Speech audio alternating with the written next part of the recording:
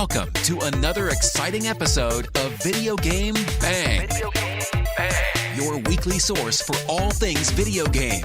Featuring your fearless hosts, Cory, Vincent. I'm pretty much Microsoft and Marvel. The cans are on. It's when ish gets real. People get shot during the day? And Aaron Carter. Buy the armor, I equip it, and it's like pink thong.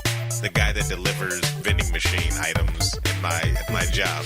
He could play it right. Fill up your Mountain Dew and grab your Doritos. It's time for Video Game Bang. What's up, pizzas? Welcome to Video Game Bang, presented by NerdReactor.com. I am your host, Cory Vincent, joined by, as always, my co-host, the golden-voiced gangster, Aaron Carter. What's up, everybody? That's all you got? Well, yeah, I like to keep things rather simple and on the monotone. All right, this is going to be a great show. I can already tell. And also with us is our good friend, dear buddy, Steven Gutierrez. What's going on? And to his right is Laura Rodriguez. Hello, everybody. And in the room also, this is going to keep going because we have like 50 people in here, David Ng. Hello. Don't forget to introduce the Wu-Tang Clan over there. The RZA. The Jizza. And coming to you live via Skype, I guess he's pretty much our boss. Yeah, I think you can say that. Yeah. Wow. He can pretty much fire us. His name is John Spartan Nguyen. What's up, guys? Well, this is your first time on our show, so we like to do things a specific way, and so I don't know where I was going with that. Yeah, I don't know where you're going with that either. It's going great. It's our first episode on of the Game Bang under Nerd Reactor. We have a very special show this week. It's loaded with special guest interviews. Kicking us off will be Genese Davis. She's the author of a gaming MMO and fantasy novel, The Holder's Dominion. From Geek and Sundry, we have a vlogger. Many of you may know her from League of Legends Summoner Showcase. She's Nika Harper. And also we have, at the end of the show, a big guest from the upcoming game, The Long Dark. His name is Raphael van Lierop. I probably butchered his name. How do I say it, John? I'll probably butcher it just the same as you. Perfect. Hey. Video game butchers, all right. Yeah, cool. But first, we have John Spartan Nguyen with us from Nerd Reactor. Tell us a little bit about Nerd Reactor before we get going. Well, I guess I can say that Nerd Reactor is, one of the coolest, hip nerd sites where all the geeks like to visit. You can forget sites like Kotaku or IGN or Joystick or whatever sites you can think of. Just go to Nerd Reactor. We got it all. And now they have Video Game Bang, a part of their podcast network, part of their arsenal, their weaponry. Oh yeah, that just makes us 100 times better just with Video Game Bang. Oh, wow. How sweet, right? I told you guys. Blushing over here. Well, I'm black, so it's kind of hard to tell. Purple blushing. He's turning purple. Purple blushing.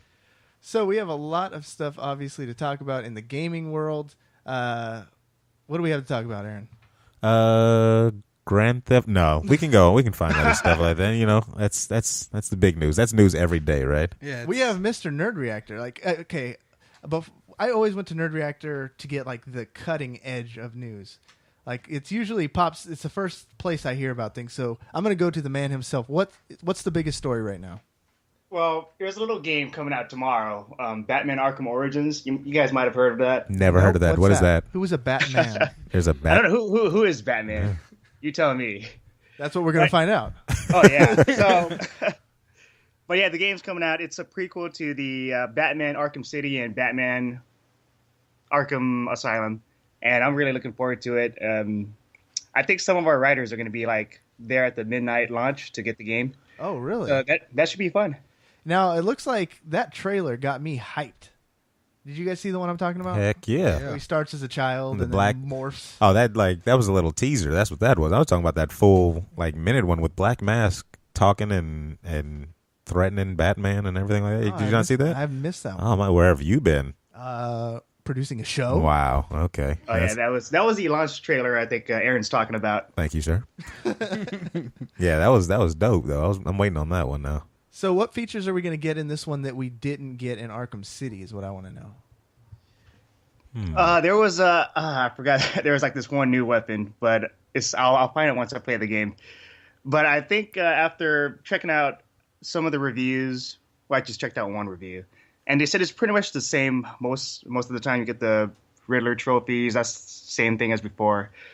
But so far, so far the game's pretty solid. Like just the same as the previous ones. So. Did you play the first two? Yeah, I've played and beaten the first two. I loved it. Oh yeah. Yeah, wonderful games. Why don't Aaron just take this moment to tell us how great Batman is? Okay, so then, as one of the top 2 superheroes of all time, And Batman. Isn't there another huge game coming out this week that's escaping me right now? Assassin's Creed? Assassin's Creed. Black Flag, right? Yeah. So Yeah, that's next week on coming out Tuesday. So is this smart timing? Oh. Uh-oh. What you playing? What you playing? What happened? What you playing? Oh, you can't hear the audio. You can't hear, yeah. Oh, that was, of course, the What You Playing theme song. And let's start with our guest, John. What you been playing? Let's see. I've been playing Grand Theft Auto Online. Okay, who hasn't? And that's, yeah. So that's pretty much what I've been playing recently until Batman comes out tomorrow. So I have a question, John. Have you heard about the glitch on GTA where people have been reselling the same car over and over again? I have not heard about that glitch. I've been pretty much out of the loop with the whole the glitching world in Grand Theft Auto. Okay. I wanted to see if we had some Cheaters in the room? Is that what you're doing? Saying who cheats? Well, because I hear people are getting banned, but I have friends that are still doing it, so I don't know whether I should tell them to stop or whether I should do it myself. It's kind of difficult because it's like you're in a GTA world. Do you want to play honestly in a GTA world? That's true. All right, then. So it's time to cheat. So what's the glitch about? So basically, you can get in your vehicle. You change one of the settings to where you spawn. You go into the auto body shop and you sell your vehicle, but immediately change characters back to the character you were just being, and he'll respawn in the car down the street from the shop with the money that you just received from selling the car. Is this like just any character or like a character from the game? It has to be online. Yeah, it has to be online. This is an online feature. So people are getting a fancy car, duplicating it basically, and selling it for millions within just 10 or 20 minutes. Wow, looks like I have to try it out. What's your favorite feature so far on the online? What's pulling you into the game? Oh, right now, just playing with friends online, killing people, running them over. Wow. That's pretty much it. Run-of-the-mill GTA stuff, huh? Yeah. So do you guys have an awesome crew that you are neglecting to invite us to? You guys are invited, so, but... Whoa! But Breaking news. we play on the PS3, so that might be an issue. All right, and this was John Spartan Nguyen, and we are no longer with Nerd Reactor. Oh, wow. Yeah, it's all Microsoft over here. Xbox, isn't it? I think we're pretty much Microsoft and Marvel. Yeah. To quote the intro. So we got a rival going on. Yeah. This is good. We could have like dueling podcasts. Yep. I like to say, we're wild around. Right? You got to add like a cricket there. That's as close as I got. And he can't hear the sound effects. Oh, yeah, he can't. That's right. Laura, what you been playing? David got excited like I was going to ask him. I started on Diablo 3, so I've been playing a little bit. I've been playing a little bit on that, on Diablo 3, I said. And I got Pokemon Y, so... Wow. Why aren't you playing GTA with us? It's been a stressful week. And then all I had is like my handheld, so Pokemon Y was. So is that Pokemon Y with a question mark at the end of it? I think we all know what why stressful not? week means. Yeah, okay. Am I right? And then Giggity. Wow. He got it. Hey, up top. David, what you playing?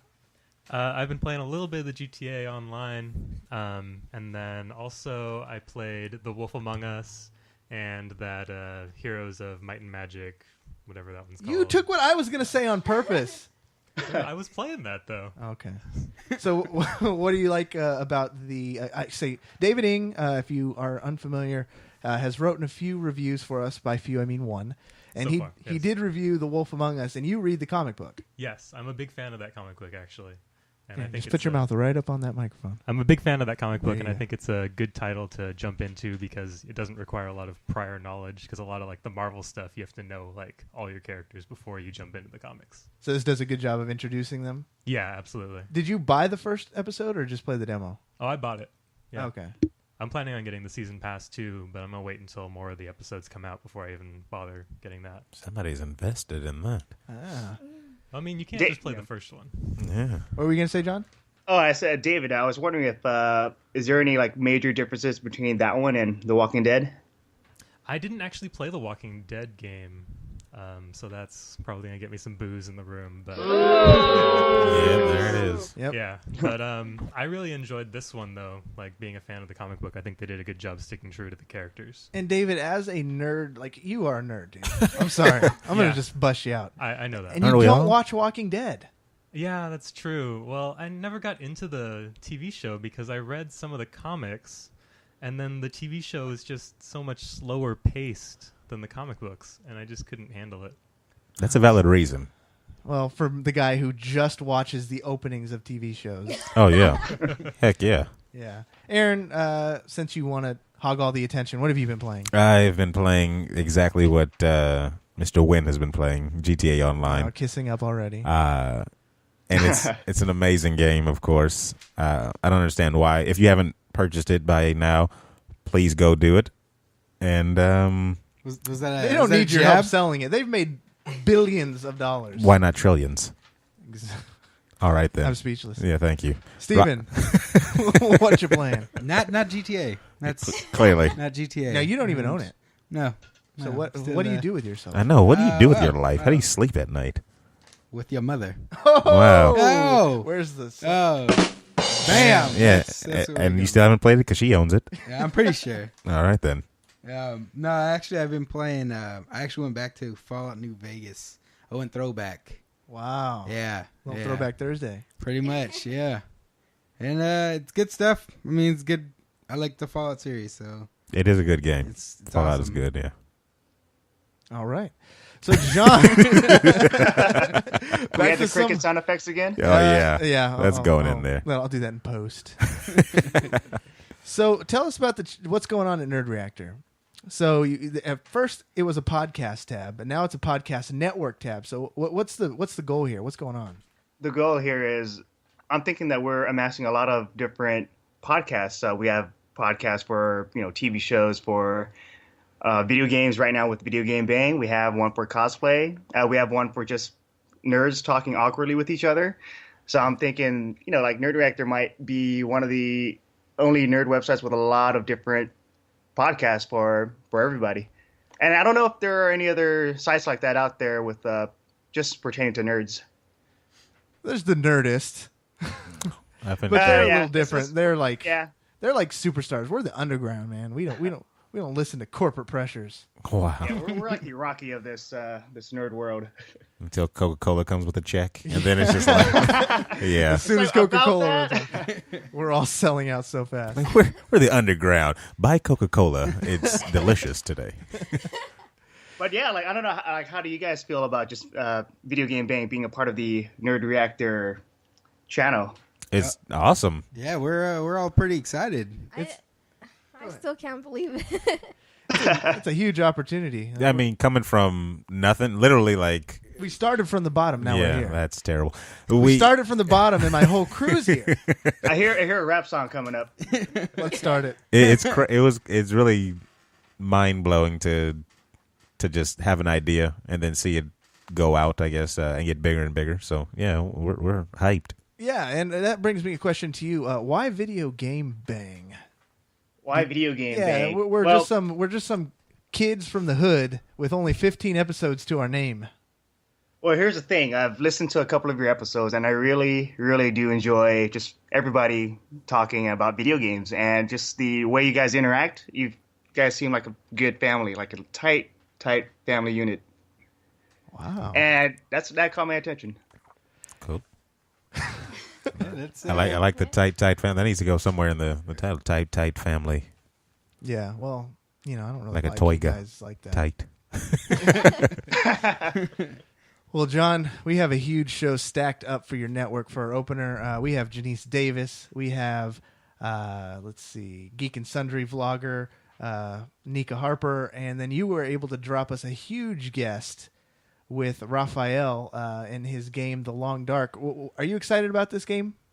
I am pretty excited. Not like really, really excited, but just judging from the trailer, it looks interesting. I don't know if you guys saw the trailers yet for that one. Yeah, we saw the little interactive trailer, I guess. Not interactive, but the like the pre-alpha gameplay footage. Yeah.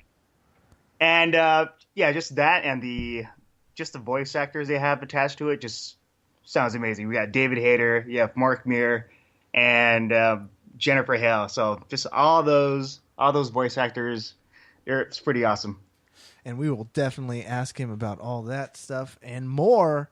But first, we have our interview with Genese coming right around the corner. So we want to thank John for his time with us and giving us this push and bringing us as a part of the network. Anybody have any thank yous for John, Laura? No, thank you for giving us the opportunity. Yeah. Thank you. Yeah. All right, no problem. Thank you, and thank you for being a part of Nerd Reactor now. All right, we're looking forward to it, John, and we will catch you on the internet. All right, catch you guys later. All right, thank you. Moving right along into our very first guest on the very first episode under nerdreactor.com. She is, her resume is impressive. It's scary even. She's an author. She is a host. She is a gamer. She is an equestrian, a pilot. Let's see, is there anything you do not do? Wow, you are making me blush already. Well, it's crazy. I grew up in a really large family, and so, my brothers and sisters were always dabbling in new things, so I kind of just tagged along. Wow, so you grew up, was this on a farm then in New Mexico? It was right on the outskirts of the city of Santa Fe, and we were kind of lucky. We were close enough to the city where, it was only 5 minutes from the mall, but we were right on the edge, so we could rent an acre of land, and we could have our horses on that little plot of land, so it worked out really, really nicely. Wow, and then we go down the list. You were a banker, you got your degree, and wow, if you were like the real-life version, you're like the woman version of the Dos Equis man. You are so sweet. Honestly, it's funny how life does that to you. You think you're going down, one track, and your things just come up and they just change. When I was younger, I thought for sure that I was going to be, an Olympian. That was my dream. Oh, wow. to take dressage and, stadium jumping to the next level. And I loved competing. I loved horses. That was my thing. And, as I got closer and closer to college, writing it's always been there in the background. I've always been a writer at heart. My mom, she reminded me that I started writing books when I was 8. She would show me these chapters that I had started that I totally forgot about. And when I really decided that I wanted to go out of state to college, I thought, well, I have to be smart about this, and I have to figure out how I'm going to pay for tuition and all that, because coming from a large family, don't have all the money in the world. Yeah. So, I thought, well, I could teach what I've learned in equestrian to other people. So that's how I actually paid for my tuition, as I taught horseback riding lessons in college. Interesting. And so how did you go from riding horses to flying aircraft? That is an interesting story too. My dad, he actually was a pilot in Vietnam. He flew helicopters for the Army, and then he flew helicopters for the state police. Yeah, I know. I'm painting a picture of a really scary, military, cop father. And he definitely was strict. I grew up in that kind of a military household. But what was cool about it is that he could open up doors, that maybe are kind of hard to open, in situations. And so he said, out of all 6 kids, he kept asking us, who's going to be the next pilot of the family? And, my brother said no, and my other sister said no, my younger brother said no, and I said, hey, I want to try that. So I was the only one that he could convince to go to a student 4-week-long course where we went and we learned how to pilot gliders. And so I went, and it was just incredible. You guys, I can't even describe what it feels like to go up at such a young age. I think I was 14 or 15 or something. And, to fly so many hours with your instructor. And then at the end of the program, it's time to solo. And I still remember, getting in the aircraft for the very first time without my instructor, looking behind me at that empty seat and going, this is it. Like, my life is literally in my hands. Even when you're being interviewed, you talk like you're writing this awesome novel. Like, I'm on the edge of my seat in anticipation. What happened when you look behind you? No one was there. So when you're playing Red Dead Redemption or when you're playing Ace Combat, do you just like say, this isn't like real life? It's funny you say that. I've been playing Dante's Inferno, and I was just talking to another game developer about the dialogue, and I was saying, some parts they could have really pushed it and really gotten to our heartstrings, and they just let it go. They just let the ball go. So yeah, it is interesting, taking your experiences and then comparing them to the hobbies you enjoy and things like that. But yeah, so yeah, back to the flying. I soloed and I got my student pilot license, and that's how that part of my life evolved. And I would have pursued it, but the clincher was my dad said, well, the best way to get your, to get a career in flying is to go into the military because they'll fund it. And that did it for me. I couldn't do it. I couldn't go. No military? I'm too, sensitive for the military, so I couldn't do it. So you're too sensitive for the military, but you are not too sensitive to bash orcs in the face because you were a highly ranked World of Warcraft player. Is that true?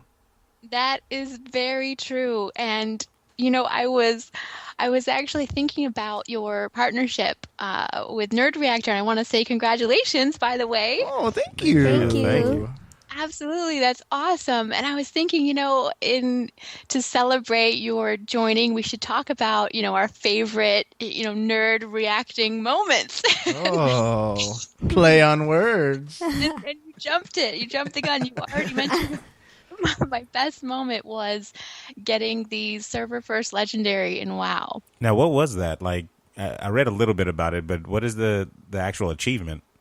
Well, it's such a long marathon of an achievement. I mean, you have to go for months, with your raid, and you have to just, I can't even tell you the amount of quests you have to do, the collecting that you have to do, and in the actual raid fights with each boss, you have to do something specific in the fight, while all your other raid members are doing something, you have to go around and collect certain things, or, channel, an essence through this, this cave. And so you really, really have to do your job, whether it's, a DPS or a tank or a healer, plus you have to do whatever that raid boss, demands for that part of the legendary achievement.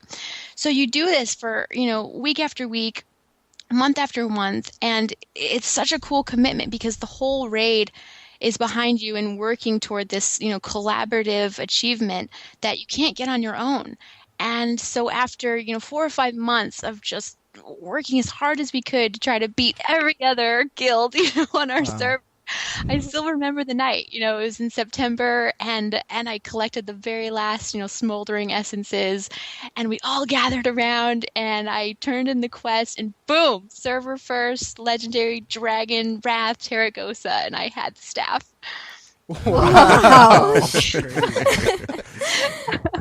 this is what's fascinating. I love your enthusiasm. This is what's fascinating about you. Like, typically when people think gamer, and we're going to go deep into this because you have the gamer inside you to talk about. But typically when you think of gamer, you think of like high school kid, shut off from the world, somebody who works at Walmart, or someone with not much getting into these games. But you have the credentials to be president, and you decide to spend your time playing WoW and getting these huge achievements. And And researching in my research of you, I noticed like you were a leader in the WoW community, like writing about theories and battle tactics. Like you were the Ulysses S. Grant.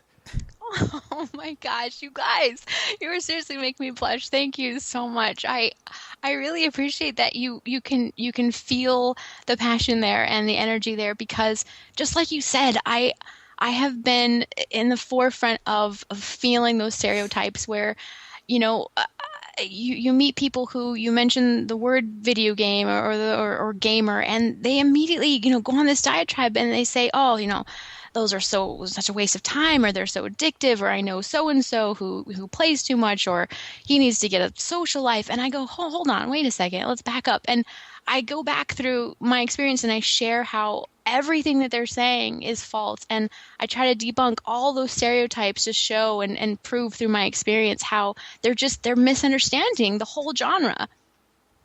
It's very true. Yeah. And so, you got this series on YouTube, The Gamer Inside You. Is this Gamer Inside You, right? Not The Gamer in You. Yeah, The Gamer in You.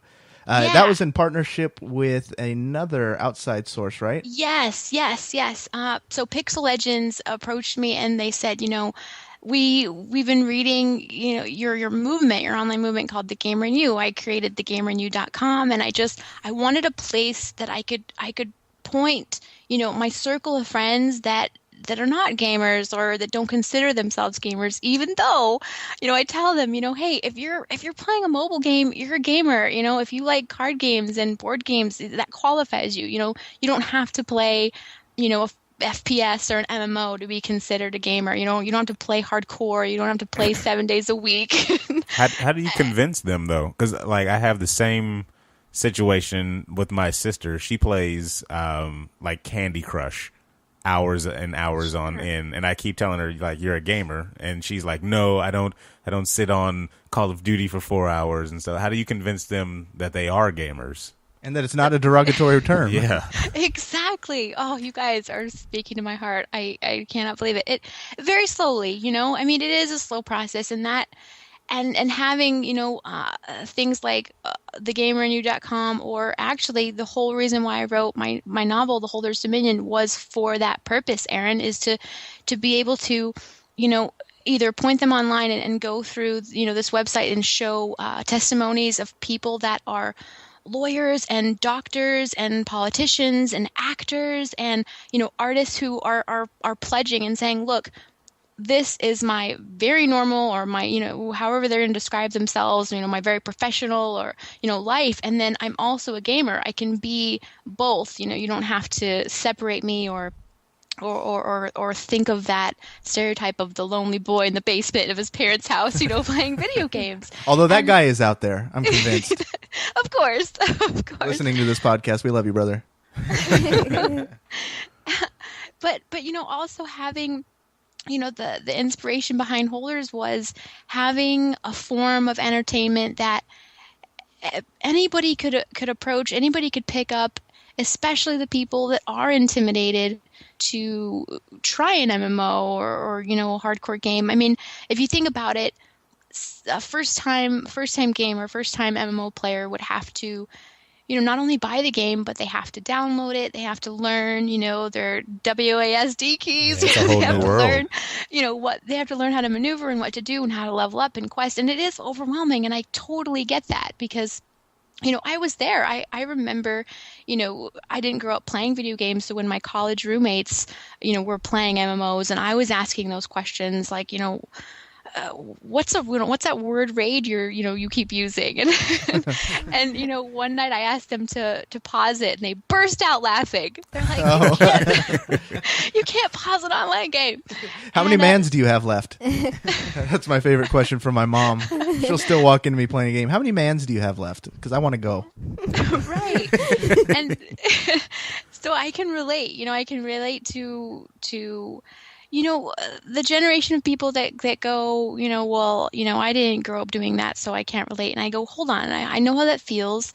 But at the same time, through asking questions and then through, my first online game was in 2002. I can't believe it's over 10 years now. But in 2002, I started playing Final Fantasy XI because my roommates were playing and I kept asking these questions that every time they would give me an answer, I wanted to know more, and so as I played, I realized, I'm playing with people from Japan, I'm playing with people from England, I'm actually connecting with people all over the world, and we're collaborating and working together, and it blew me away. And I knew in that moment, 10 years ago, that I had to share this story. I had to share this phenomenon to people that just have no idea or misunderstand or misjudge, video games in general.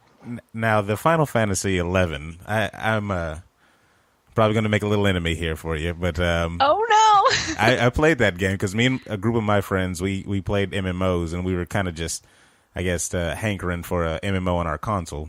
So we all picked up Final Fantasy 11 on the Xbox 360, and we hated the game with we played World of Warcraft first, so we may have been a little jaded by the big excitement of World of Warcraft and going kind of backwards. How did you initially play Final Fantasy first, then World of Warcraft? Is that what it was? You're correct, Aaron. You're correct. I started, my very first MMO was Final Fantasy XI in 2002, and I think that's key. So many gamers, hardcore gamers, will tell me, I cannot believe you started on that game. That game is so hard. You have to kneel to get HP back, and you have to kneel to get MP back, and you lose experience when you die. And oh, yeah. It was terrible. It was almost the worst experience I've ever had for an MMO. Here on Video Game Bang with Nerd Reactor, we like to beat up our guests for their game choices. No, I'm just saying. I mean, she played the game, and she clearly had fun. And, it's the same reasons that she said for World of Warcraft, that it's an open world and you're playing with people across the world and everything like that. It was the same reasons I fell in love with MMOs in the first place. But she just got that experience on Final Fantasy, where I got that on World of Warcraft. Now, when you play a game, Genese, with your success of WoW, when you're playing, are you actually role playing your character? Like when you're in the game, are you like, I am not Genese Davis anymore. I am Queen Latifah of Queen Latifah? That's what you go with? Is that trademark? That's definitely trademark. It's funny you mentioned that, because I was actually talking to her name's Dr. Regina. I can't remember her last name, but she actually asked me on her show to talk about role and self and these different aspects that you can take playing MMOs, and she asked me the same thing. She said, do you play yourself or do you play a role? And she thought the same thing. She thought that, I would slip into the role, but I am so bad at being myself, you guys. I am such an open book. I get on and I definitely, we'll talk about the day and, I had 16 hours of back-to-back writing or editing today and I'm exhausted. And, I talk about, just my normal life. I'm definitely me online and myself, but I'm super competitive, which is weird because I'm not competitive in anything else. Oh, I'm so sure, yeah. But with MMOs, all those brothers and sisters, I'll be the first one to pilot. I don't know what it is, but it's something about that, feeling like if you do your best and you top the DPS charts or the healing charts or you're this amazing tank, you can take your team to the top. Just something about that, like knowing that what you're doing counts and you can literally make or break a raid. If you know what I mean, if you have that person standing in fire, it just drives you nuts, right? Mm-hmm. So just challenging myself to be epic was just what drove me to practice and study, what gear will help my DPS just that much more, or what rotation will help me just that much more. And I loved, ranking. I loved, seeing, my rankings up there and knowing that helped my raid get that much further, towards server first. I don't know. It's so cool. The South Park World of Warcraft episode, did that help gamers or hurt gamers? Honestly, I have to be careful. I can't, because there are a lot of really humorous and funny little bits out there about gaming, but I would be lying if I didn't say I feel like a lot of those do hurt. The things that I'm trying to change, the stereotypes, they just perpetuate them. I'd say I totally agree. I agree with that. I thought the episode was funny, and it was cool to see the WoW getting that kind of attention at that time, because this is years now. It's been a while. But still, that stereotype and that picture pops up on memes all over the interwebs, and it's just like, right. Oh wow, that set us back, people. Right. And so I definitely want to encourage, creativity and especially comedy, and it's because it's so awesome and we definitely need it, in the world. But at the same time, I do wish we had more media that doesn't just keep those rolling and keep emphasizing those, because the people that are not in the know, that's all they see in the mainstream media. And so that's all they have to go on. That's why they keep thinking, the stereotypes are true, and they just kind of blanket the whole genre with just those few things that they see, like the South Park. Yeah. So GTA sells billions of dollars within just a few days. Pokemon is, I think, already on the same path. People were saying that gaming is a dying industry, and that this is proof that it's not. Do you think that gaming has? What do you think of the future of gaming as a whole in pop culture?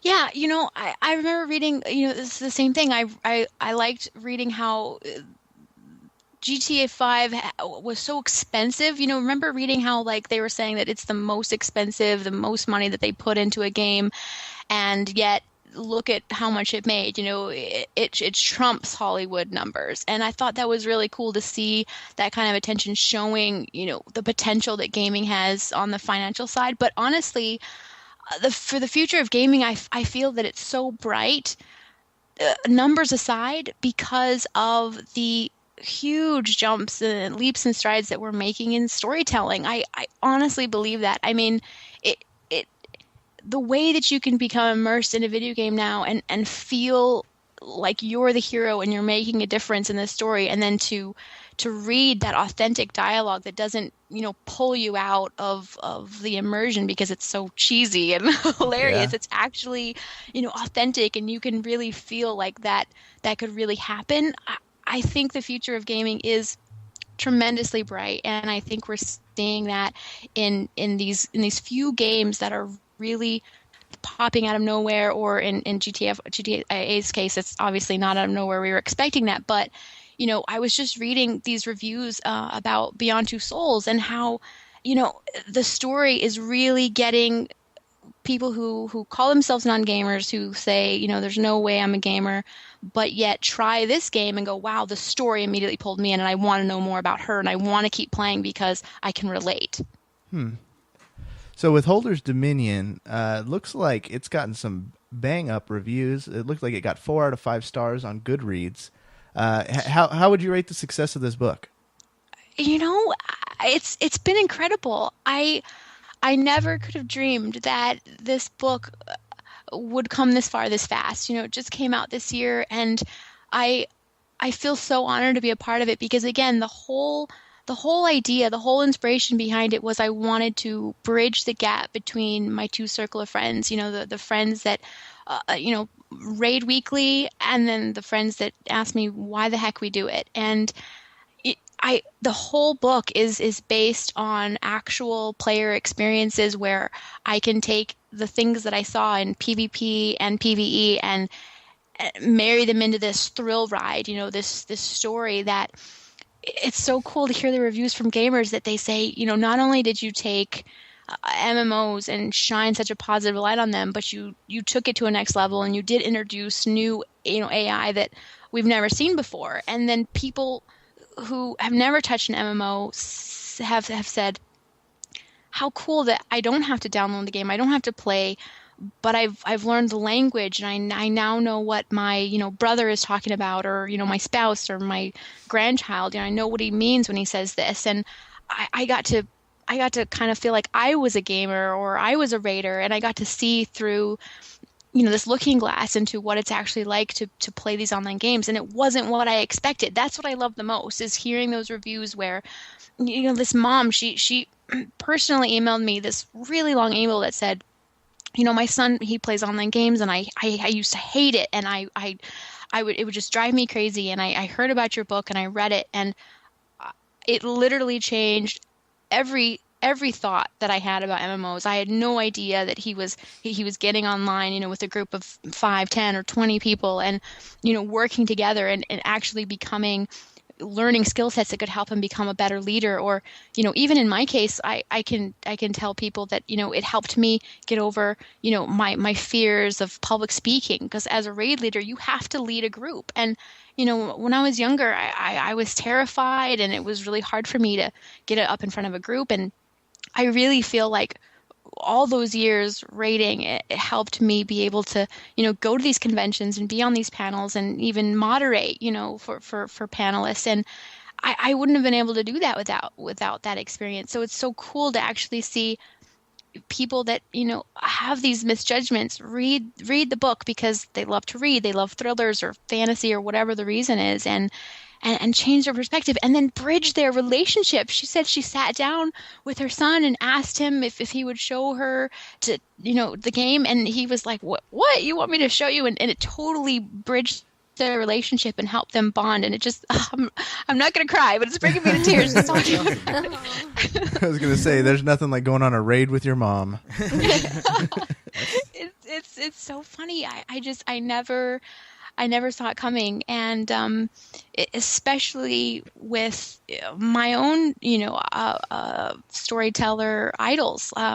Christy Golden, she's a writer that I look up to in so many ways, and she's written so many amazing books, not only for World of Warcraft, but for Star Wars and so many different genres. And I remember, when she sent me the email and sent me her review and her endorsement, my hands were just shaking, and I tears were in my eyes, because she said, she fell at once, into Kaylee's world, and she said this story is needed, and that, gamers and non-gamers are not only going to like it, but it's a great way to show gaming from a real life perspective instead of a lore book. Because how there are a bunch of lore books that extend the worlds of our MMOs, but this is a real life thriller that is about college kids, Kaylee being the main character, who gets sucked into this epic story, epic journey. So you actually decided to do a real life live action trailer. That was very interesting. Is this something that's popular, or whose idea was that?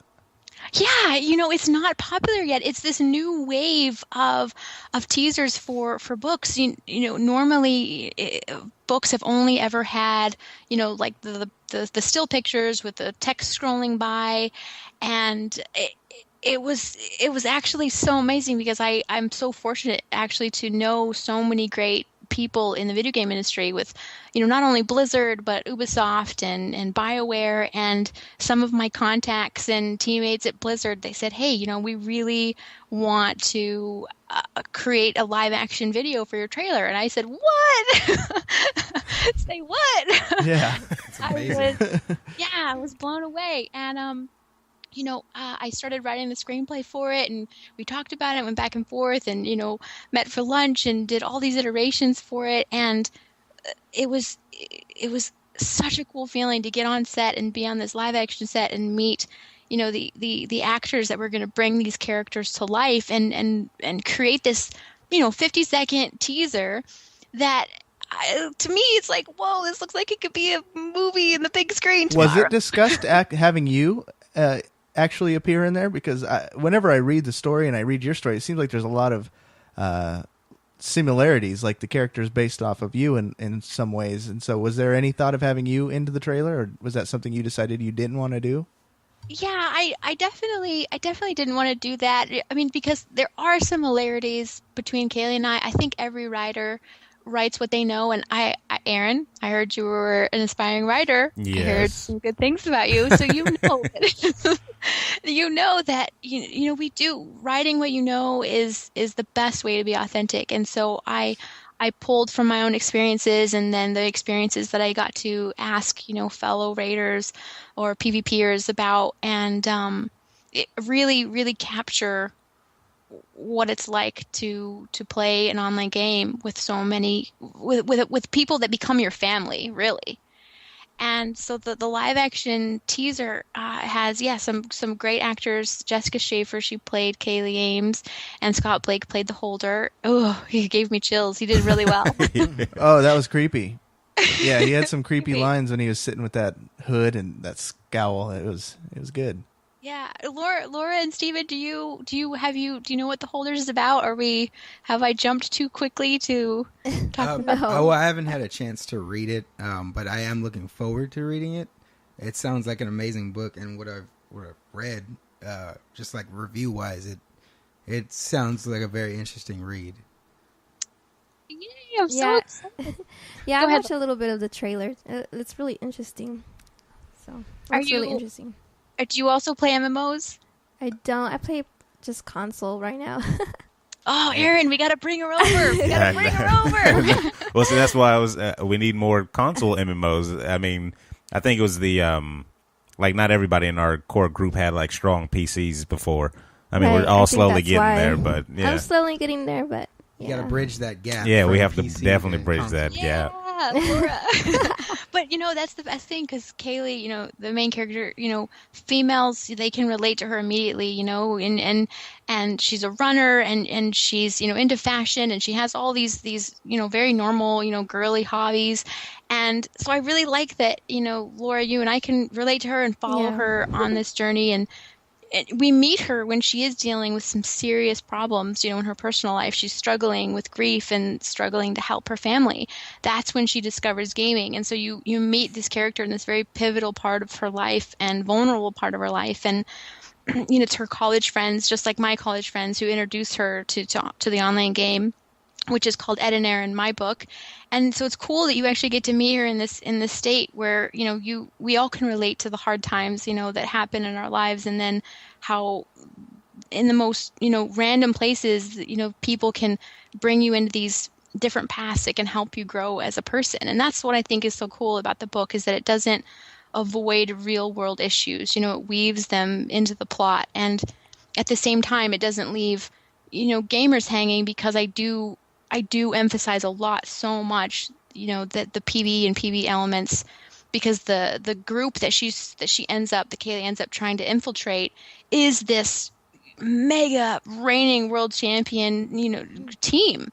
And so for someone who has never been, a gamer before, it's really cool to see her learn about the culture of gaming. So you learn as she learns, and it's a great way to introduce the genre to people who aren't familiar, but yet keep gamers excited about, wow, I can relate to that, and I'm competitive, or I'm a pro gamer, or I raid every week. So I'm so excited, you guys. And, that was a question I had too. Is it seems you have a very healthy relationship with Blizzard, which is amazing. As starting as from the, you're like Drake. You started from the bottom, now you're here. Wow. Yeah. I just wanted to work that into the conversation. No, but you decided to go with Edinair. Was there a reason you didn't just straight up put WoW into the game? There was a reason, because it is. I mean, the online game in the novel is based a lot on Final Fantasy XI and WoW, because those are my two favorite online games. Aaron, don't hate on the parts where you can, I'm not. when you feel the Final Fantasy elements, just breathe through it. As long as you didn't a lot of incorporate kneeling. the mechanics and kneeling. It's a lot of kneeling, most likely. No, I didn't, and that's the best part about the book, is that one reviewer, Dr. Bartle, he wrote the gaming test. He was the one that created the, are you a socializer? Are you a killer? Are you an achiever? And he said the same thing. He said, I half expected you to, write, she pushed, this key now. And he said, I love that you didn't. He said, I love that it's when you're in the game, you're in the game. There are no, I'm not going to, bore the reader with that crap. Jump into that Kickstarter world and make this a movie. I will, Or a video game. or a video game. That's what I Seriously. And this kind of leaves me. I know you're short on time, so I wanted to hit you with this one. This was a big question I had. If you've done everything for you, I gotta. This is too much fun. You guys are too awesome. We're going into overtime, people. We're going into overtime. All right. Because I really just wanted to answer his question about Edinair. So I did pull from those references, but I didn't want to straight out call it World of Warcraft, because it would. I don't know if you guys can help me, relate this in a way. There are stigmas, there are people that, they hear World of Warcraft and they either stray away know from it. somebody that plays too much, or they, it's like they'll immediately write it off. Yeah. And super fans might just want to point out all the inconsistencies. Yeah. Well, you can't actually do that in the game. Oh my gosh, exactly. So I wanted to, do my part to pay it forward and show all the positives to the things in WoW and Final Fantasy 11, but not alienate the people that might have, their own baggage that comes with the franchise. Like an homage to the game. Yes, exactly. Oh, Aaron, you took the words out of my mouth. He is a writer.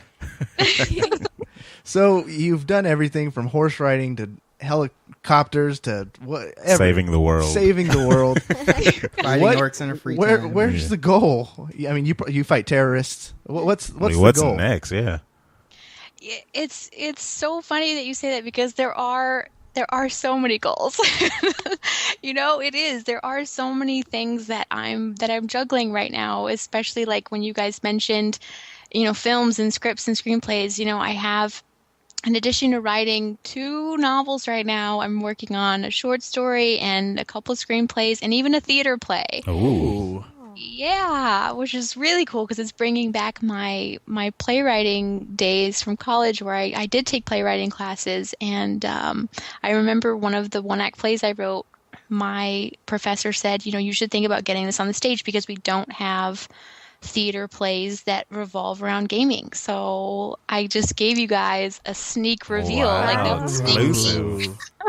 So sneak peek reveal, yeah. And so that is one of the goals. There's many goals. I definitely want to keep expanding the gamer in you, because it's helped so many relationships get closer together and bond people that may have misunderstood one another. And it's definitely been a huge change in my life with the conventions. I mean, going to Comic-Con in San Diego and being a panelist there was just a dream come true. And I'm booked in November. I'm going to the Las Vegas Valley Book Festival, and I'm going to the Austin Comic-Con and BlizzCon. And so the goals for me are to keep trying to debunk these stereotypes and bring people together and just share, our experience. And then I love animal rescue efforts. I really love supporting those. And I actually just got involved with Extra Life with the editor-in-chief, Dylan, at iGame Responsibly. He asked me to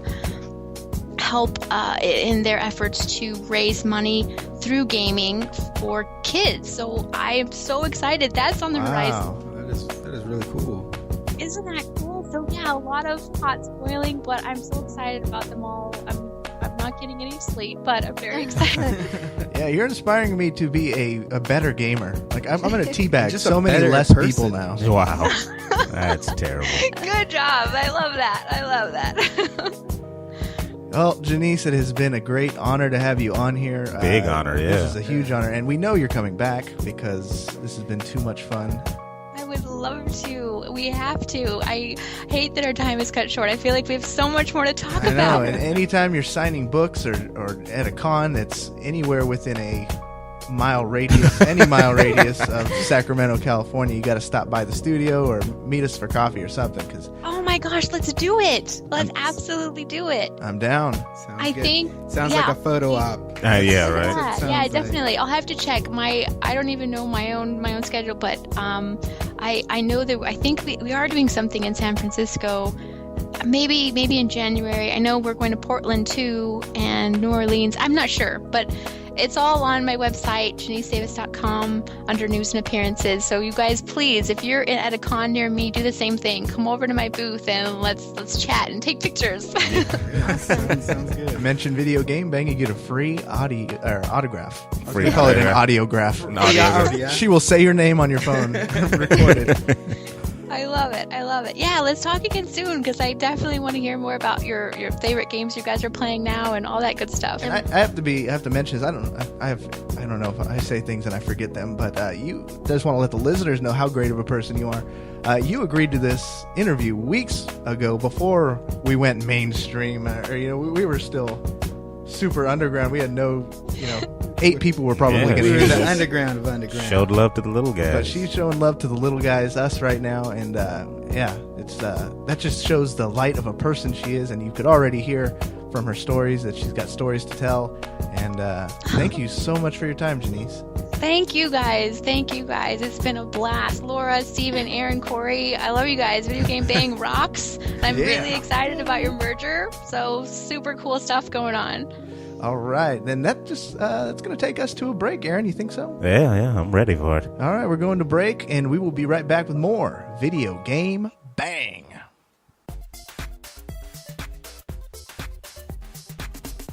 Oh, hello there. You're listening to Video Game Bang with your host, Cory Vincent, and Aaron Carter. And we like to have our friends on, so we'll let them say their names. What's up, Steven Gutierrez? And this is Laura Rodriguez. And David Ing. Wow, you guys got to work on your timing. Video Game Bang is now under the Nerd Reactor banner. So if you listen to the episodes and we're used to going to SoundCloud, start going to nerdreactor.com, clicking under the tab that says Nerd Reactor Podcast, and go down to the one that says Video Game Bang. Give us a listen, people. Give us a listen, and we will make it worth your while. Wow. That's Is that okay. are we not above that? Let's just let's close out. All right, everybody. As always, check us out on Twitter at Video Game Bang, and we have a Facebook, facebook.com/Video Game Bang Bang. We look forward to seeing you there.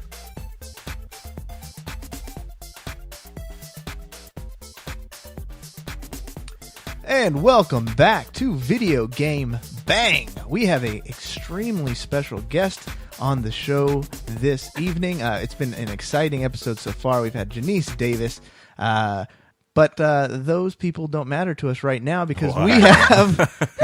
Wow! You hear her voice. She is our most high-profile guest ever.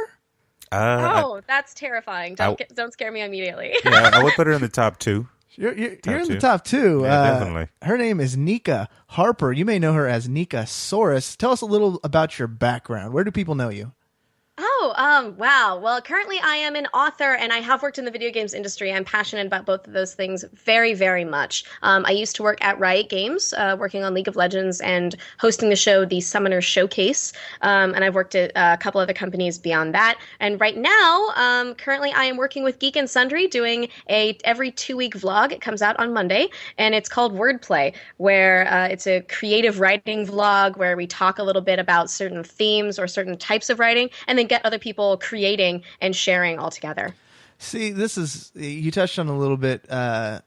You are an extremely intelligent person from what I've been able to tell. On the nerd spectrum, you tend to be towards the more enlightenment thinking. Educational. Educational. Yeah. And on top of that, you are our only guest that no offense to the rest of our guests, but when we tell a lot of our friends who listen to the show, like, oh my gosh, you're never going to believe who we got. We got this person.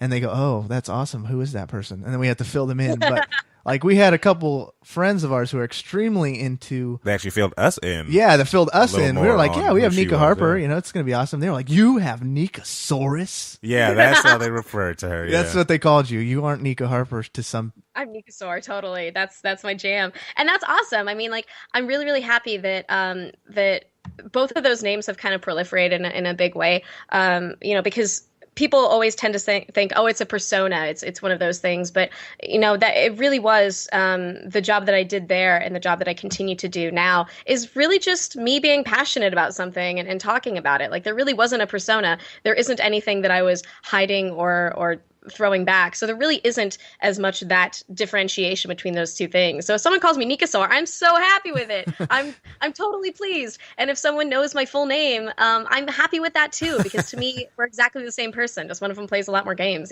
Yeah. So what you have to go over, what is the obsession with dinosaurs? I mean, dinosaurs are awesome. Don't get me wrong, but you seem to have a fixation.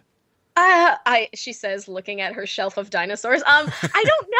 It's just one of those things that ever since you were a kid, there's something out there. Like, I think everyone has those little passions. Everyone grows up thinking, man, I really love space or robots or zombies or trains or things like that. And mine was just always dinosaurs. Ever since I first kind of saw them, they're big and they're scary and they're from the past and they're lizards, but they might be friendly. But there's just so much about it. You're getting way too much into science, I think, for our listeners' IQ. Wow. Sorry.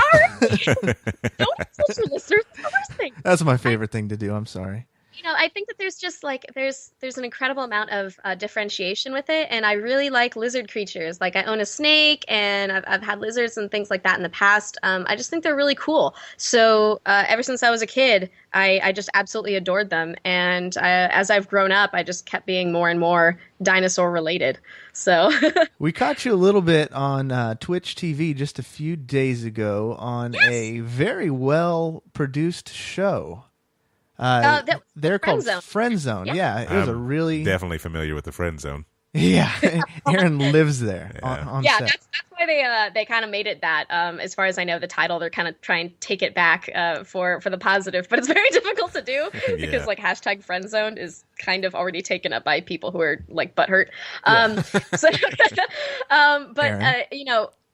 Dodger, Press Heart to Continue, is a friend of mine, and she invited me onto the show, and it's like a 3-hour live stream of just like dressing up in a onesie, and it's awesome. It was so fun to be there and just like playing games and meeting all these people. I had met nobody else on that entire panel, and we all walked away friends, and those are like the best kinds of things to do when you're working with people on the set of something, and you realize exactly how awesome they all are, and then you walk away going like, I'm totally gonna follow your channel, I'm super excited. And that's exactly what happened. Like we just sat around and played games and dressed up in like big costumes and hung out. And it is actually a very well produced show. It's for the Polaris Network, who's with Maker Studios, and they're huge into just YouTube culture. They're one of the big names out there, and it was so much fun working with them. They are just crazy awesome. And I want to go in there and check them out a little bit more too, because they just,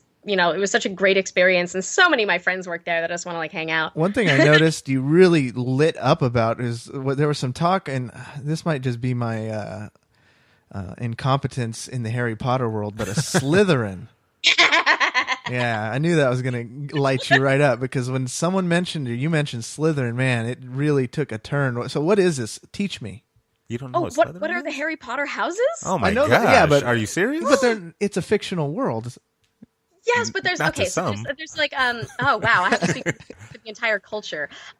There is like a Harry Potter fandom. There is like the Harry Potter culture. It's like wizard culture, and it spans from things like from fanfic to just normal gatherings, to conventions, all the way to like things like Wizard Rock and all sorts of things. It's an incredibly interesting group of people who all just really really loved the books, and to such an extent that they might integrate it into their daily lives. And I don't mean like working, there is some of that, but like also just the general, like, this is something that we love. The people who have like Doctor Who tattoos and things like that, they're in like the Whovian universe. There's there's things like that people are super passionate.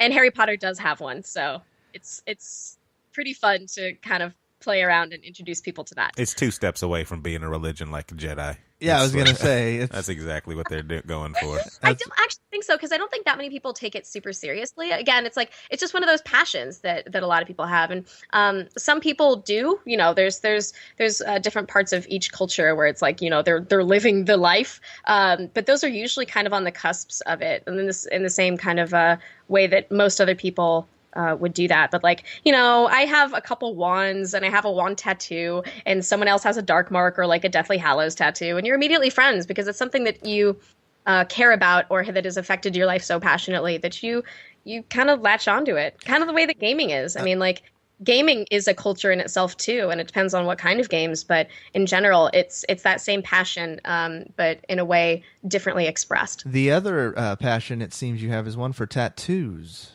Is that is also true. Now go over what are your tattoos Harry Potter themed? One of them is maybe more actually. I'm not entirely certain. I do have. You have to check. Once you get like past like 4 or 5, you start to forget which ones are where, because it just becomes part of your body. Like the first one I got, I think I was about 21, and it was one that I'd wanted for about 5 years, right? Like I'd just been waiting for that chance, and I finally just went out and got it, and then I got a second one right afterwards, and they were kind of small, and they mean a lot to me. I think all of them do. But I think that tattoos, in a general sense, they're permanent, which is why it's so scary to a lot of people. Because we've seen a lot of bad tattoos. You've seen a lot of things where it's like, oh, that was such a mistake. I shouldn't have gotten that just because it was cute or sexy. Yeah, and they've dedicated entire television shows to that. Yeah, and that's kind of painful. What would be considered tattoo culture, because nowadays, like, it's much more prevalent, but it's also, if you meet someone who has a lot of them, chances are they really wanted to express themselves, or these things really meant a lot to them. And all of mine are really, I got them because it was something I wanted to remind myself every day. You know, like when I looked at my arm or my body or something, it's a representation of myself that I might have felt like maybe I lost for a little while, or that something reminded me, kind of like having, you know, they used to tie a string around your finger. And that's not the case anymore. Nobody really does that. But I look at the tattoos and the markings that I have, and number one, they define me externally. But also number two, they remind me of why I got them, what I've been through, and what I want to be in the future. So slowly I've started kind of filling in a little bit of the parts that I just know are right. And everyone's like going full sleeve, and I'm like, I don't know if I am, because, you know, when I do know, I'll know. But for right now, I'm just happy with the ones that I have. You hit up a really good little theme there. So from where you were, as far as the public eye, you started with League of Legends. Is that right? Is that where you kind of broke onto the scene? I guess so. That was when I became really, I don't know, visible. Previously to that, I had been really shy about my appearance because I didn't like people judging me based upon how I looked. So I was actually like, despite being a community manager for many sites and many things, people wouldn't see me very often. Which is weird. That's really bizarre, because you are, and that's one of the things too. I'm busting out like my own friends. They're like, wow, yeah, you have Nika sword. That chick looks good. And like, thank you very much. It wasn't that it was an insecurity. It was mostly that, you know, especially back in the day, and for as much as this comes up, I really don't think it's that prevalent anymore because I've lived it. But people will accuse you of having more attention and all of those things because you are a girl, because you are, quote unquote, an attention whore, because you're all of those things, right? And they judge you based upon how you look. And that's like the easiest way of doing anything. And that happens with guys too. I mean, like, an attractive, well-dressed man happens to me all the time. Yeah, right. It's a power thing, right? And so... Yeah. What I really wanted to do was have people just not know and judge me entirely based upon my words. So when that started changing, I did my first like cosplay at BlizzCon 05, and you know that changed a lot about what that was, because suddenly I wasn't faceless anymore because everyone knew that was me. And that's funny because I didn't tell anyone, so it was like, oh, that's Nika, and I'm like, no, how did you know that? And kind of after that point, I really started kind of just being a little bit more free with it, because I sort of knew that like being in the industry was going to be a more visible thing, and that was going to be okay. And that's also what really prepped me for a lot of the comments that you get in being a visible person, especially on YouTube. You have to deal with a lot of hatred. You have to deal with people who judge you solely on the physicalities of what they are. And for the longest time, I had found a way to rid myself of that, where nobody knew and nobody could judge and nobody could react positively or negatively because there wasn't anything to react to. The other side of that is that that could be the only thing they react to. And that was really difficult. But, you know, the first time cosplaying, that's exactly what it was. There was, you know, forum posts and all sorts of comments that came around talking about, my favorite one was, she's subpar. And I was like, that is, wow, I like that. But I was strong enough to take it even back then. Like, I was strong enough to go, actually, those people have opinions and they don't think that I'm real. And so I would hop in there and say, you know, thank you everyone who said really, really nice things. This was my first cosplay, et cetera, et cetera. And, you know, just engage them. And people don't realize that you're a real person, that you will see that and you have feelings. And so anytime I go into YouTube comments or anything, I try to instill or have my own presence there to make sure that they know that if they say something, it's at someone. And get rid of that anonymity of feeling like you can't say anything to a wall. There's a great recent bit by Louis C.K. when he's talking about children learning to insult children. Like the first time they look at one, they say, "Hey, you're fat," and then they see that kid cry, and they go, "Oh, wow, that doesn't feel too good to say." But when these kids are growing up on the internet and they say that person's fat, that just disappears into the internet.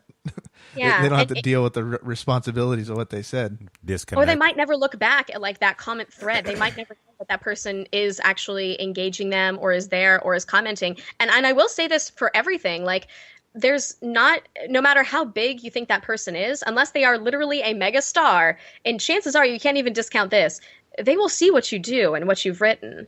It very rarely slips through the cracks. And I think that so many people think that I'm way more popular than I am. But no, I'm in those comment threads and I'm seeing those things that people are saying. And I'm really, really happy that when they say really wonderful things, I mean, I try to appreciate when those things come my way and tell them thank you. On the other side of that, when someone's really, really rude, I'm like, bitch, I'm right here. Like, I go to the same forums that you do. You don't know that I'm here, but I'm right here. And I'm like, and it's kind of fun to dive bomb people like that occasionally if you find the right targets. Yeah. But for the most part, it's like, nobody is better than the things that you are saying. Chances are they will see them, and then you kind of have to deal with the consequences of actually having a person. Yeah. The other side of that is that people do that specifically, like, hey, Nika, you are fat. And it's just like, oh, well, talking about that, I know that you're just trying to make me feel bad, but I have 10 years of experience of people calling me all manner of names, and I don't think what you're doing is working. Can you try harder next time? Yeah. There you go. Hit them. Creative. Jeez, come on. Yeah. I'm not even entertained right now. Troll harder. So that's all it is that it's that trolling mentality. But then, I don't know, with the White Knights, there's all sorts of internet personalities out there that they all balance each other out, I guess. I know. I just think that I don't think they balance at all. I think that they create war. I think there's a difference of that, where if people just calmed down a little bit and didn't have to hyper defend themselves or others, if they didn't have to hyper attack them, like the White Knights do not counteract the trolls. They just make both of those things feel more legitimate. So people who hyper defend are causing the problem as much as the people who are trolling, because all any of those people want is a reaction. Yeah. And you just can't give it to them. Like, this is not a challenge for anyone. The challenge is actually just letting it go and realizing that, like, knowing what people are trying to express and what they really want out of making those comments is to feel good about themselves and is to get attention and to feel like they really want that and they're worthy. And either way, a lot of the time, it's not going to be a positive thing that they're saying to get that. So some of your friends here that were helping me get prepared and had questions of their own, which was unique because, like, for the first time, like they were super fans. They're like, oh, we really want to know what happened to Summoner Showcase, because it was something that was there and they didn't dig, or it just kind of disappeared off of their grid. What happened? Oh, because I left Riot Games about a month and a half ago, actually, and we decided that there's going to be incredible changes in the Riot Games video structure, which I cannot wait for. They brought in some really, really good people to work with, and they're going to continue to make this better. And so we kind of retired the showcase on a good note that said, as much as we tried to grow it and make it a better show, it wouldn't have really gotten there. Right now, like, kind of looking at it, it was going to be a stronger uphill battle to make sure that the people who didn't see the showcase, who'd already had 2 years of experience with it being this kind of show, weren't going to watch it again. They weren't going to try it back out.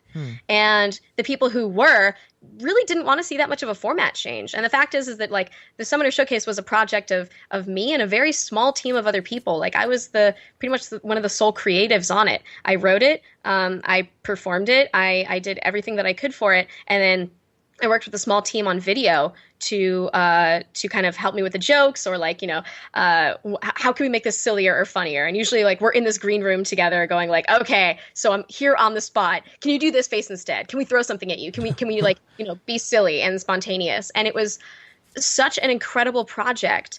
I love it and I miss it. I'm gonna start crying. I miss it. I love it so much. But we also knew that like we couldn't change the format because we were the format. Like these couple people who made this come together. If we lost any of those people from this project, it wouldn't be the showcase anymore, no matter how much we did about it. So we kind of wanted to do just a reboot. When I said that, like my time with Riot is coming to an end and, I had to make new decisions and start off in new areas, they were incredibly supportive. They said, we know what we should do. We don't want to alienate an audience, but we do want to say that like, the showcase is ending and there will be something better. And I have absolutely no doubt that they will. They're going to do something incredible and it's probably going to have great production value and be full of amazing things and people. And I'm going to just love it. I'm going to support it all together because I know that they will. But that also meant that the showcase, as it was, kind of needed to go on its own little break. So I know it's but with the close of League of with the Summoner Showcase, what was the transition period? How long were you doing this and Geek and Sundry, or is Geek and Sundry more recent? No, I was working outside and kind of doing like my own little videos here and there. I worked with Geek and Sundry for the past couple months. When did I start? We're up to like show number 12 now, and there's 2 a month. So it's been about 6 months that I've been working with them, and that just kind of went alongside it. So it was this never Felicia like, Day? Like, did she come up to you and just beg you, like, we need to give you a show? You think I'm so cool? I am so not cool. I knew Felicia way back when because we used to play on the same WoW server. Actually, we used to be on the same PvP server. And she was on Alliance and I was on Horde, so she knew my guild because apparently we were like notorious gankers. I didn't know this because I never ganked anything. I was a resto druid. Like I didn't nothing. But we sort of knew each other from that, and we met officially at BlizzCon when like the guild was just starting to be a thing, and it was so fun. And she's just really, really wonderful, and we've kept in touch since then. She started seeing what I was doing with the Summoner Showcase, and I saw what she was doing with Geek and Sundry, and it just sort of like there was this marriage of ideas of, hey, do you want to go get lunch sometime? Yes, absolutely. Let's talk. How are you doing? How are you doing? And we sort of decided that, hey, maybe there's an opportunity for me and Geek and Sundry. And it's like, what do you want to talk about? We pitched a whole bunch of ideas, a lot of really fun little things. And what we came out with was being a part of the new vlogs channel. And then it was like, what do you want to talk about? I'm like, well, writing, because I want to be doing this anyway. It was one of those things where I had this show idea, and it'd be great if Geek and Sundry would help me with it. But if not, I'm going to do it on my own channel. Like, that's what passion is. That's what I think makes us do best at our jobs is you can get a job doing this, but even if you didn't have the job, you'd do it anyway, right? Yeah, like, I think with what you've already accomplished with League of Legends, it would be the easy thing for you to continue like a League of Legends things and capitalize off of that. But it seems like you've gone a whole 180 and started exploring literature.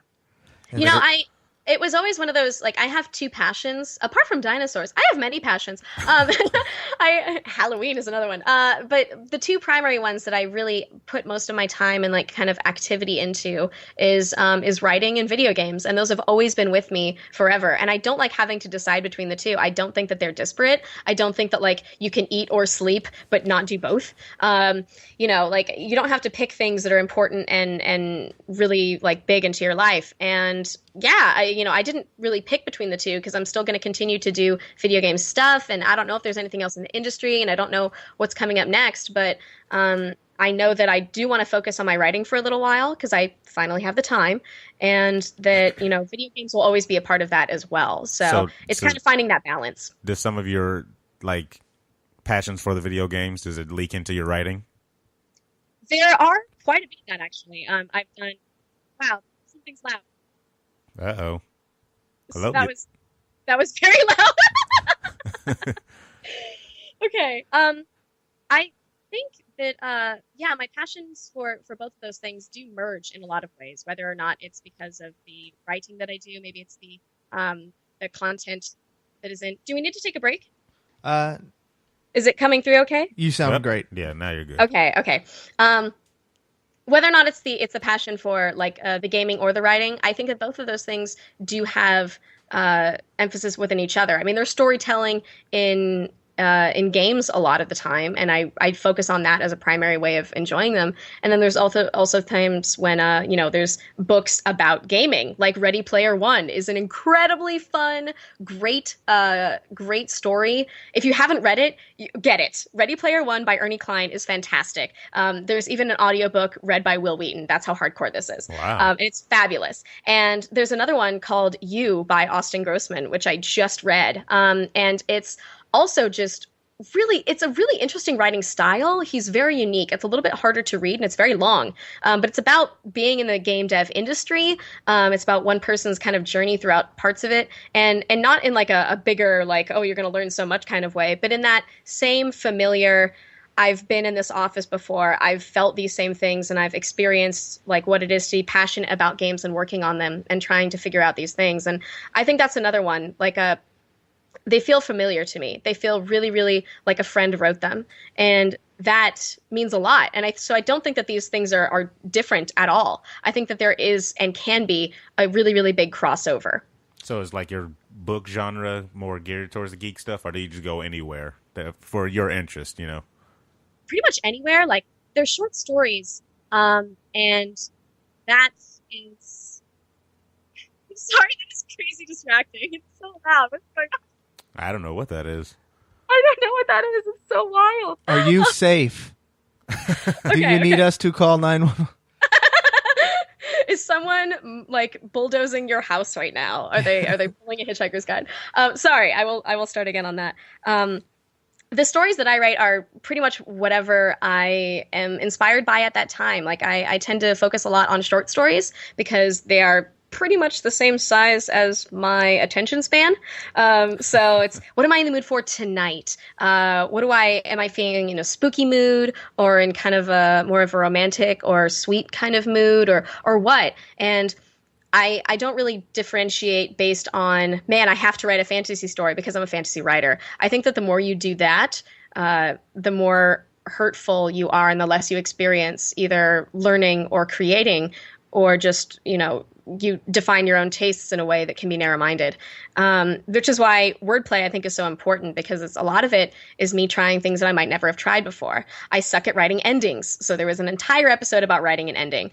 Some people suck at writing dialogue. I love writing dialogue. I'm from a theater kind of background, so, like, dialogue comes pretty naturally to me. But there's a lot of other things that, don't for some people, and it's all about the challenge of doing it. The hardest thing that I've seen when it came to wordplay is people going, oh, well, I don't write that, so I'm not going to. Like, I've never done poetry, so maybe I'll skip and start next time. And I'm like, you are not understanding why this is here. It's the show is here as a challenge blog. It's a challenge of someone gave a theme, and we're going to try and do something we've never done before, because that's the only way that you learn and the way that you grow what you can do. I might never write another poem like that again. I might not have enjoyed the process or even like really felt strongly at it, but at least I've tried it. At least I know what I can and cannot do. And at least I know that I don't want to do it again, or even someday in the future, maybe I do. It's opening yourself up to other skills. And it's not bad to have a particular thing that you are best at. I'm best at short stories. It's what I like to do. I kind of found that in myself just by writing and writing a lot more.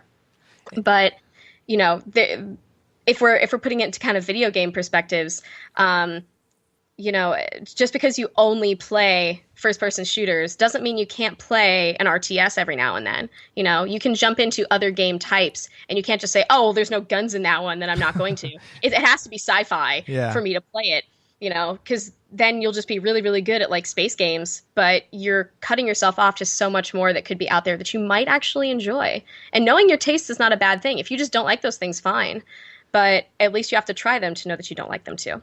Videogame Bang wants to thank Nika Harper so much for her time. Nika, where can people find you? Oh, on the internet. I am big on there. You can tweet me at Nika Harper. That is the full name. There's also my personal website, thisisnika.com. It usually has like a whole bunch of links to the things that I'm working on. There's hopefully going to be some kind of blog post there about like, hey, this might be the new jam that is my new thing. And then there's also my Tumblr, nikaharper.tumblr.com. There's a Facebook. I mean, just go to This Is Nika, and it should have all the links to all those things too. Or just go to YouTube and type in wordplay, and she pops up a billion times. I hope that actually happens. Wordplay was a difficult one because it's such a useful phrase, you know? Well, you are an extremely useful person? I don't know. I try to play on word with that. Yeah, see my wordplay? That's terrible. Hey, thank you so much for having me. It's been amazing. I really appreciate it. All right, Nika, thank you so much for showing up on the show. And we look forward to many great things in the future. Thank you. And bye. All right, bye. And that is that. Okay, so there's something Aaron has on his chest about the new X-Men. What are they calling it? Days of Future Past. Days of Future Past just released like a little sneak clip. Not clip, sorry. Like a little screenshot. There you go. And it has what? Wolverine, Magneto, and Xavier. Magneto. Yeah. Well, first of all, let me begin by saying I liked the first X-Men movie, and after that was just garbage. So you didn't like 2 or 3? Didn't like 2 or 3. Didn't like the fact that, spoiler alert, they killed Cyclops in the third one. They killed Professor X in the third one. Well, he's obviously back. What do you mean pseudo? What are we going? At the end of 3, there's that scene at the very end where he like transfers his consciousness into that comatose patient. So he's a body snatcher. Right. Really? I didn't even see that. What? Yeah, that was like the bonus scene at the end of the movie. Oh, I'm sorry. I didn't want to even sit through the movie, first of all. The movie was terrible. Wow. So now this future days past or whatever, and I wish Fox would just let go of the license and give it to whoever's doing the Avenger movies and stuff like that. And I don't understand why David Ing, sitting to my right, isn't more upset about this. You are a connoisseur of comic books. I am, and I'm upset about the movies, and I don't like the way that they've done the characters usually. But I'm excited because I want there to be more comic book movies. So it was like one of the first comic book movies that was decent. So even if they're bad, you would accept more? I wish that they just messed up their timelines so much right now that I don't even stress if they're bad anymore. Yeah, that's true. You got to kind of let go of your preconceived notions and ideas of the timeline, because especially with the what do they call X-Men Origins? Oh yeah, they really just spun the whole thing on its head. But so why can't we? If they did an Avengers movie, right, and they only had Captain America, no Iron Man, Beast, and I don't know, the Thing. Just going off the top of my head, and those were the main off the top of Cory's head. Those were the main characters in there, and they had none of the other. That's funny because there's a poster with those characters behind my head. I just had to explain that to the people who can't.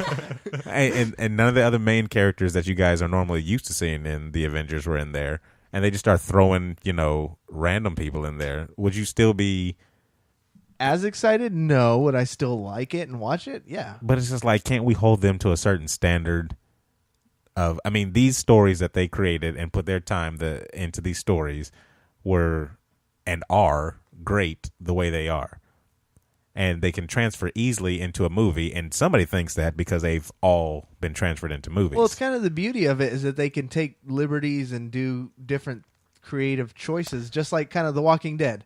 The Walking Dead TV show isn't exactly what the comic book is. The writer gets his second opportunity to. But that's the writer doing it. Yeah. Is Stan Lee writing any of these movies? I don't know if I'd want Stan Lee writing any of these movies. Stan Lee's out of his mind. Stan Lee, I would want to write everything. Stan Lee, he'd say, okay, and in this scene, I'm the milkman. Yes. And then in the next scene, I'm driving the bus. I'm the paper boy. Yeah. But it's like. Stan Lee, there's other characters in the Marvel universe. The first one that really made me upset was the X-Men First Class. Yeah, First Class. Yeah, that one. How many people in that first class were actually in that first class? Xavier. Okay, so we have these new generation of kids that come up, they watch this movie, and they're like, oh, yeah, I like the first class. You were the first X-Men before what I know today, before I know the Cyclops and everything. No. How about Cyclops was in the first class, but you got his brother, who's supposed to be younger than him? That one pisses me off. Okay. And we have the black guy named Darwin. Why was Darwin in that group? He's so cool. And why did they kill him? He's so awesome. Well, I heard that they may actually just bring him back in the next one. His power's so broken they can bring him back anytime they want. That's what I heard that, and the actor I think has said that he wanted to do it if they'll write him back in. Turn into an atom to survive. Exactly. There was a literal part in the comic book where he turned into a ghost and possessed someone else's body in order to survive. Boom. There it is. But all that stuff to me is unacceptable because it's just like I can't say that I actually grew up with these comic books because I didn't buy any when I was younger, but I do I don't know, dive into that world very heavily, and I would love to see it just transfer straight over, but it just never happens to the big screen, and I think it's fully possible with all the technology we have now. Every superhero can be brought to the big screen. So I think the thing with that though is they try to update the storylines so that because it's an ever-changing. But we've done that, haven't we? We've updated storylines to make it relevant nowadays with the Ultimate series, correct? Right, and I think that the movies are tailored a little more to the Ultimate series than they are to the actual movies or to the actual origins. Yeah. And then like even look at Captain America. You have to change and update the storyline because whenever he was first written or roted, it was only like how many years after World War II? He was created in the 50s. I think. Yeah, but they've done it. Yeah, he came back into the. So he was only frozen for like 10 or 15 years, and then he comes back. So the world is different, but not all that different. But to make him modern now, they have to like have smartphones. But that was acceptable for a comic book, and then now that's accepted as canon, right? Like he was in World War II, he was frozen, he comes back. Yeah. So why would we, when we're going to movie form, change everything up? I'm not saying they did, because they kept it pretty much the exact same way. But I'm saying, why would we take a story that's already established and then we would just change it up? And I've heard the excuse of, we have to make it suitable for movie. We have to, but what does that even mean? I don't know. Exactly. And I would like to put this to bed, Aaron. Are you going to go see Never the Days of Future Past? No, not at all. I like how Marvel is going so far with their Captain America series, and to even some point, I don't know too much about Thor, but I do like the movies. And then their Avenger and Iron Man, of course. But I don't even need a page for page right up to the movies. Like everything has to be the exact same. As long as we keep the origins the same, people. And that was Aaron's Soapbox Corner. So we're going to... Anyone want to clap? Wow, how dare you. That's appropriate. How dare you. And that brings us to our final guest of the evening. This has been so great so far. Let's run down the list, Aaron. We've had who? Genese Davis. And then we followed Nika Harper. And then we are going to go with the Grand Slam. He is a game developer with Hinterland Games. Talking about his upcoming game, The Long Dark. His name is Raphael van Lierop.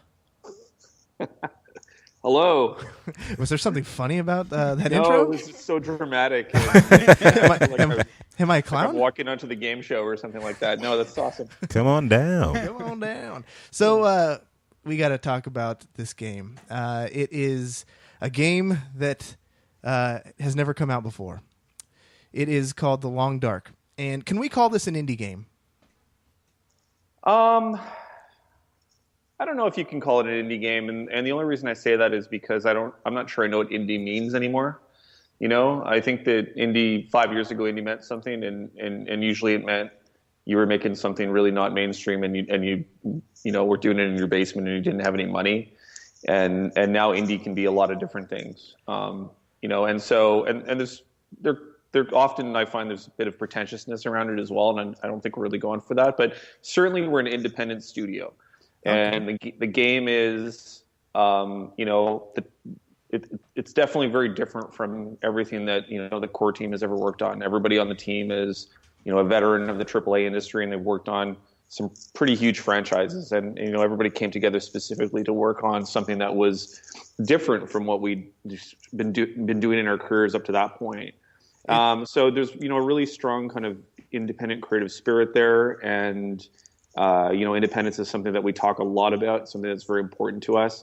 And this is really about taking risks and doing something different from what you can get away with in the mainstream industry. So from that perspective, I guess you could say it's, indie in spirit, kind of like an indie film that tries to do something different and isn't part of the big studio system. It's like an indie film version of The Expendables, because let's go ahead and help us run through the list of superstars of the gaming industry you have. You have yourself, creative director. You've worked on such great games as Far Cry. I worked on, started out on Dawn of War at Relic, and I did that, a couple of those, and Company of Heroes. Went on to Ubisoft Montreal and worked on Far Cry 3.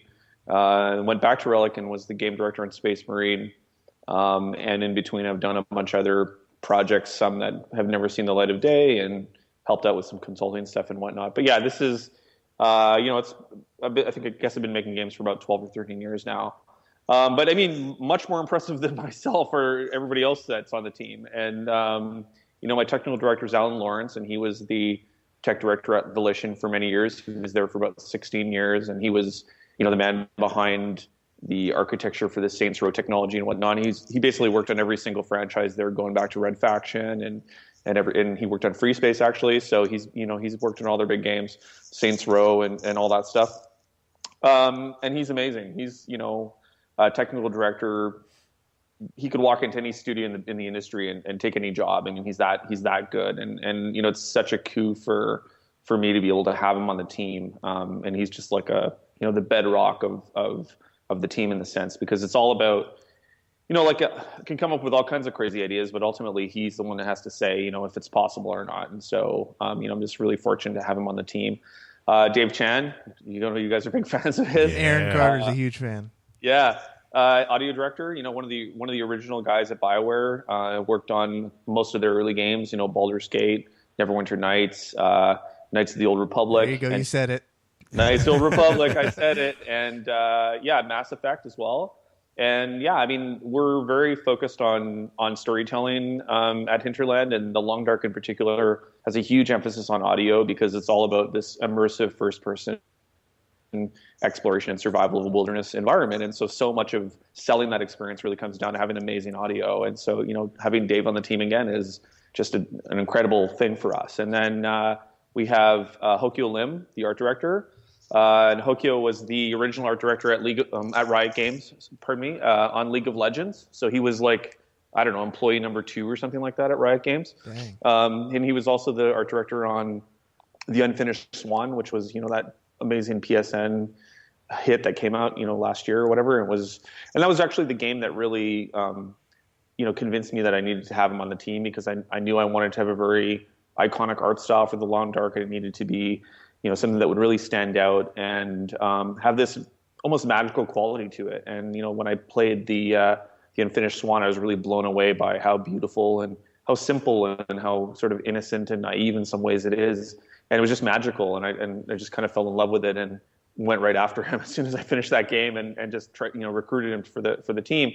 We have Marianne Krasik, who is the writer from the God of War series, amongst other things. We actually worked together at Ubisoft Montreal on a project. That's where we first met. And after that collaboration, we just said, look, as soon as we can find another project that we can work together on, we're going to make it happen. And so once I started Hinterland and got the Long Dark off the ground, I went over to Marianne and I just said, hey, we've got something really cool here. I need your help. I want you to be part of it. And she signed on right away. And we have Emily Clara Fan, who's my community manager. And she's, she's someone who's new to the games industry from the development standpoint. She's been a journalist for a lot of years, really, really involved with the independent games community, particularly in Toronto and whatnot, and very well connected. And so, that kind of rounded out the core team. And then outside of that, we've got, other collaborators that we work with. And, of course, we have our amazing composers, Chris Velasco and Sasha Dechikian, who are, they've worked on all the big franchises. They've done music for Borderlands and Mass Effect. And, I originally worked with them on Space Marine. They did the music for my last big game. And we had such a great collaboration. It was sort of like the situation with Marianne, where as soon as I had my own project, I went after those guys. And we worked together so well, and they signed on right away. And so they're doing the music. And then, as you might have seen from our Kickstarter, we announced some pretty big hitters in the voice acting, area. I wanted to get to that. Yeah. We definitely want to get to that. But first, so you guys came from the AAA industry, obviously. Yeah. The Expendables, I'm going to keep. That's what you guys should run with. That's your new tagline. I don't know. Okay, if you say so. Yeah. And you're Stallone. And, All right. So, did you guys cut ties to the AAA industry? Are you guys going to be working on the new Far Cry or other projects? No. So, can you tell us how Far Cry 4 is going to end? No, I have no idea. I don't even know if there will be a Far Cry 4. I think I just saw something today that said that they dropped some teaser and that they're bringing back the really popular villain. What was his name? I don't know. Voss. Voss. Yeah, Voss. Yeah. Yeah. Yeah, I mean, they should just make build a game around him because he was probably the best part of that whole thing. He was incredibly good, and then the DLC was also good. But we're not here to talk about Far Cry. And you were talking about you have people from Borderlands 2. So are we going to get some dubstep in The Long Dark? No, what's really cool about working with Chris and Sasha are their styles were very, very different, but they've worked together on, I think, like 30 different projects or something like that. And again, with Space Marine, they brought, Sasha's really coming from the electronic side and Chris is coming from the orchestral side. And they managed to kind of combine their two styles to create music that really, really is really amazing. And I would say the soundtrack for Space Marine was one of the best parts of the game. It just turned out so well. And they're cooking up some really special stuff for us with The Long Dark. If you've seen any of our videos, you've heard the theme that they created for us. It has this very kind of interesting frontier feel to it with these violins and all this kind of stuff. And Sasha's cooking up some really cool stuff. We're actually working on a custom instrument. So we're going to make a new instrument out of spare parts and all kinds of low-tech stuff, kind of in the spirit of the game, right? The fact that in The Long Dark, we've had this geomagnetic disaster that's rendered all the technology inert and nothing works anymore. And so we kind of, along that theme, we're creating an instrument that is going to have a very, very cool, unique sound. And, so the two of them together can combine their two different styles. Can we get the scoop and get a brief, like, when you say create your own instrument, are you using like a drum kit mixed with a violin? Sticks you found around the house or something like that? Yeah, or is this pots and pans? What are we doing here? It's going to be, I can't get into the details right now, but it's going to be really cool. It's going to involve combining a bunch of stuff. It's not going to be pots and pans. It's going to be like produce stuff. And we're also like really exploring, we're not as far along on this side, but we're very like, one of my favorite films is John Carpenter's The Thing. And I love the soundtrack that was in that film. And Sasha's a big fan of it as well, being an electronics guy. And so we were talking about, and this is really Dave and Sasha came up with this idea that, we should explore some of the old 1970s synths and stuff, like the tube-based ones, not the electronic ones, but the ones that still use tubes. Tubes yeah, and so there's still some kicking around in like old universities and warehouses and shit like that. And Sasha's really big into that scene, and there's kind of like a whole underground built around that, those instruments, because they have such a unique style and such a unique sound. And so we're looking into maybe bringing some of those elements in, and we want to, we want to combine some cool stuff and keep it interesting and just do everything we can, whether it's in music or the voice acting or the art direction or the writing or obviously the gameplay, like just to create this really interesting experience about, survival in this kind of brave new world, right? You guys have nailed the behind the scenes. It's apparent. You got all these big names from AAA, but then on top of that, if that wasn't enough, you decided that you got to go big with the voice acting crew. So you have David Hayter. So you have Solid Snake in your game. You have Mark Meir, Commander Shepard, and Jennifer Hale from a billion different things, literally. Yeah. What's the deal? How important to a game's success is an experienced and talented voice acting team? You forgot Elias Defexis as well. So we've got 4 huge hitters in the voice acting space, and it's very important. I mean, I think, as I said, we're a very story-focused project, and we're not a huge budget production, so we're not going to be, and we're not focusing on photorealism. If you've seen any of the screenshots or the footage of the game, you can see that we have this very stylized look, and so we're not chasing that super high-end photorealistic graphics that you see in a lot of the next-gen stuff. We're really going for something that's much more atmospheric and has a very strong stylization. And in that case, a lot of the storytelling and the kind of the character, the communication of character comes through the voice itself. And the voice is so important. And so, really like it was critical for us to have amazingly talented voice actors to carry these characters forward to the player. And we're really trying to do something with storytelling. This is one of the reasons why Marianne was so excited to get on board with the project, was we're really trying to push forward with storytelling and kind of take a little bit more of a more, maybe saying it's more sophisticated is a bit pretentious, but like we're really trying to push the maturity of the storytelling forward and really, invest time and energy in trying to do something different than what you've seen in games before. And for us, it's not an afterthought. It's really front and center in everything that we're doing. And we're really inspired by, television right now, and what amazing writing there is in television, and how really that's right now, between TV and film, like it's really TV that's pushing the limits in terms of the creativity of the writing and the structures of the stories and whatnot. And we're really inspired by that longer form story arc that comes with a season of television with many episodes. And that's kind of how we structured our narrative for The Long Dark as well. So, I mean, it's all a kind of cohesive wrapper, and every single, member of that core team that I mentioned is like a pillar of that experience. And the voice actors are very, very critical to that. Now, talking about the storyline and comparing it to TV, there's a similar television show out there, Revolution. We like to call it Walking Dead without zombies. So how can you compare your storyline to that? Is there similarities, or what are the differences? I think very superficially, like if you put the log lines next to each other, they might sound similar, but I think what we're doing is very, very different. We're intentionally not embracing a lot of the kind of more B-movie genre tropes that you see in a lot of the post-apocalyptic or post-disaster stuff.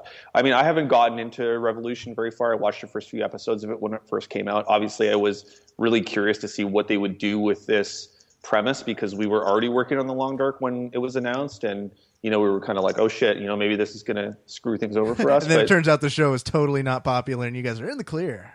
Well, I mean, it's J.J. Abrams, so you never really know. But again, it really played up. It wasn't really about, like, for us, it's about this event and living in the aftermath of the event and like the immediate aftermath. And it's like we don't have zombies in our game because it's not about the zombies. Zombies are, I love zombies, but it's not about that, right? It's about the survivors and being put in this really sort of tense survival situation, and what does that bring out in people? What does that bring out in the player? What does it bring out in the other survivors in the world around them? And what kind of interesting stories and what kind of interesting situations can we put the player in? I found with Revolution, it was like, the thing happened, and then 20 years later, it's like it's sort of like Mad Max with models from Maxim magazine. It's like it's not believable, and it wasn't interesting, and it was kind of like too polished and too, I don't know, I didn't enjoy it. It didn't sit well with me. So it doesn't have the same tone and texture at all of what we're going for. I would say Walking Dead is probably a little bit closer, like the TV show rather is a little bit closer. It's more gritty, it's more dirty, it's messy, it's ambiguous. Like, I think that's, tonally speaking, I would say we're a little closer to that than Revolution. So, but at the same time, we're our own thing too. Sorry. No. So you were saying that like you don't have zombies and everything in it. So I'm guessing then with the interaction with other characters, that is going to be kind of your main antagonist, or what are we looking at enemy wise here? Well, sorry, that's can you hear me? Yeah, we can hear you. Okay, sorry, this is very loud all of a sudden. Okay, I mean that's exactly the kind of question that I expect from about any video game, like who do I fight, right? And the thing is, in The Long Dark, it's not about who you fight. The environment is what you're struggling against, and combat is very secondary to the experience. In fact, early on in development, we contemplated not having any combat at all, because it was really all about the exploration of this kind of abandoned world. And that, I was really inspired by games like Stalker and Fallout 3, and going way back to like Wasteland, and like I've played all those games, and they've always been in the back of my mind as being these amazing experiences because they're about exploration of a world. And that's what the Long Dark is about immersing the player in this really interesting, compelling world. And then the tension and the drama and the stress comes from how do you manage your survival within this hostile like environment. And the hostility doesn't come from zombies or people with guns or whatever. It comes from the fact that you're in the cold, and there's a day-night cycle, and there's wildlife, and there's weather, and you've got to worry about your calorie intake, and where are you going to get your next water, and where are you going to get your next first aid supplies, and you could die from being bit by an animal, not necessarily on the spot, but maybe 3 days later because of infection. Like, that's the kind of experience that we're talking about, right? That's actually that's awesome. pretty cool, right? Yeah. So we're just a bunch of broke, middle-aged, creeping up on kids from Sacramento. And so we have just a series of quick questions that were on our mind. When we hear a game like this, it's out of the ordinary. So, like, let's just do the speed round. Is there going to be any crafting element? Yes. How are you going to handle, like, death? Do I have to start from the beginning? Or is there a checkpoint system? Well, we're still working that out. It's not going to be like, the game isn't easy, right? That's certainly one thing that we should get off the table right now. And I think we've been very careful to talk about it as a simulator, like a simulation rather, because we want to set the right expectations. Games are really easy now, and they really kind of spoon feed the player all the information. And I think back to games that I played when I was younger, and I was really into simulations, like flight sims and sub sims and all that kind of stuff. And if any of you guys have played any of these, you know what I'm talking about, when there's this whole moment where at the beginning you're like, I don't know what the fuck I'm supposed to do. Like, how am I supposed to play this game? And then you kind of work through it, and then you get to the point where I can finally take off from the runway, and it's such an accomplishment. And you have that feeling of triumph, but it's the triumph of the player. It's not the triumph of the character in the game. It's like, I figured out how it worked. It wasn't that the game gave me tutorial tips and quick time events and all this kind of shit, and I managed to navigate it, and I made it, right? So it's something that's more, I think it's like a deeper satisfaction. And so internally we say, like, the game, we say, there's no manual. The game doesn't have a manual. It's not going to hold your hand. There's an expectation on our part that players are going to have to, like, invest some time and understand how the world works. I think it's analogous a little bit to how Minecraft works and why Minecraft is really successful, because Minecraft, it has a system of things that are interrelated that you can figure out, but it doesn't really tell you how the game works. You kind of have to go and explore it, right? I think our game is much more lethal than Minecraft, but from a very high level standpoint, it kind of shares that spirit, right? Death is something that we think a lot about. We want the game to be challenging, and we want you to think about the consequences of your actions. And right now, our current thinking about death is basically, we have the safe house, which is your safe house, obviously, where you can, like, keep your gear and anything that you've collected that you don't want to take with you when you're going in and exploring and whatnot. And it's a place to lay low if you need to recover from things or whatever. And it's kind of also a point for where major narrative moments and things can happen when we're ready for them to in the game. And then, but then we also, can let the player save and things like that in there. And then, basically you can save at any point outside of the safe house as well. But if you die, you go back to the beginning of the day that you're on. Okay.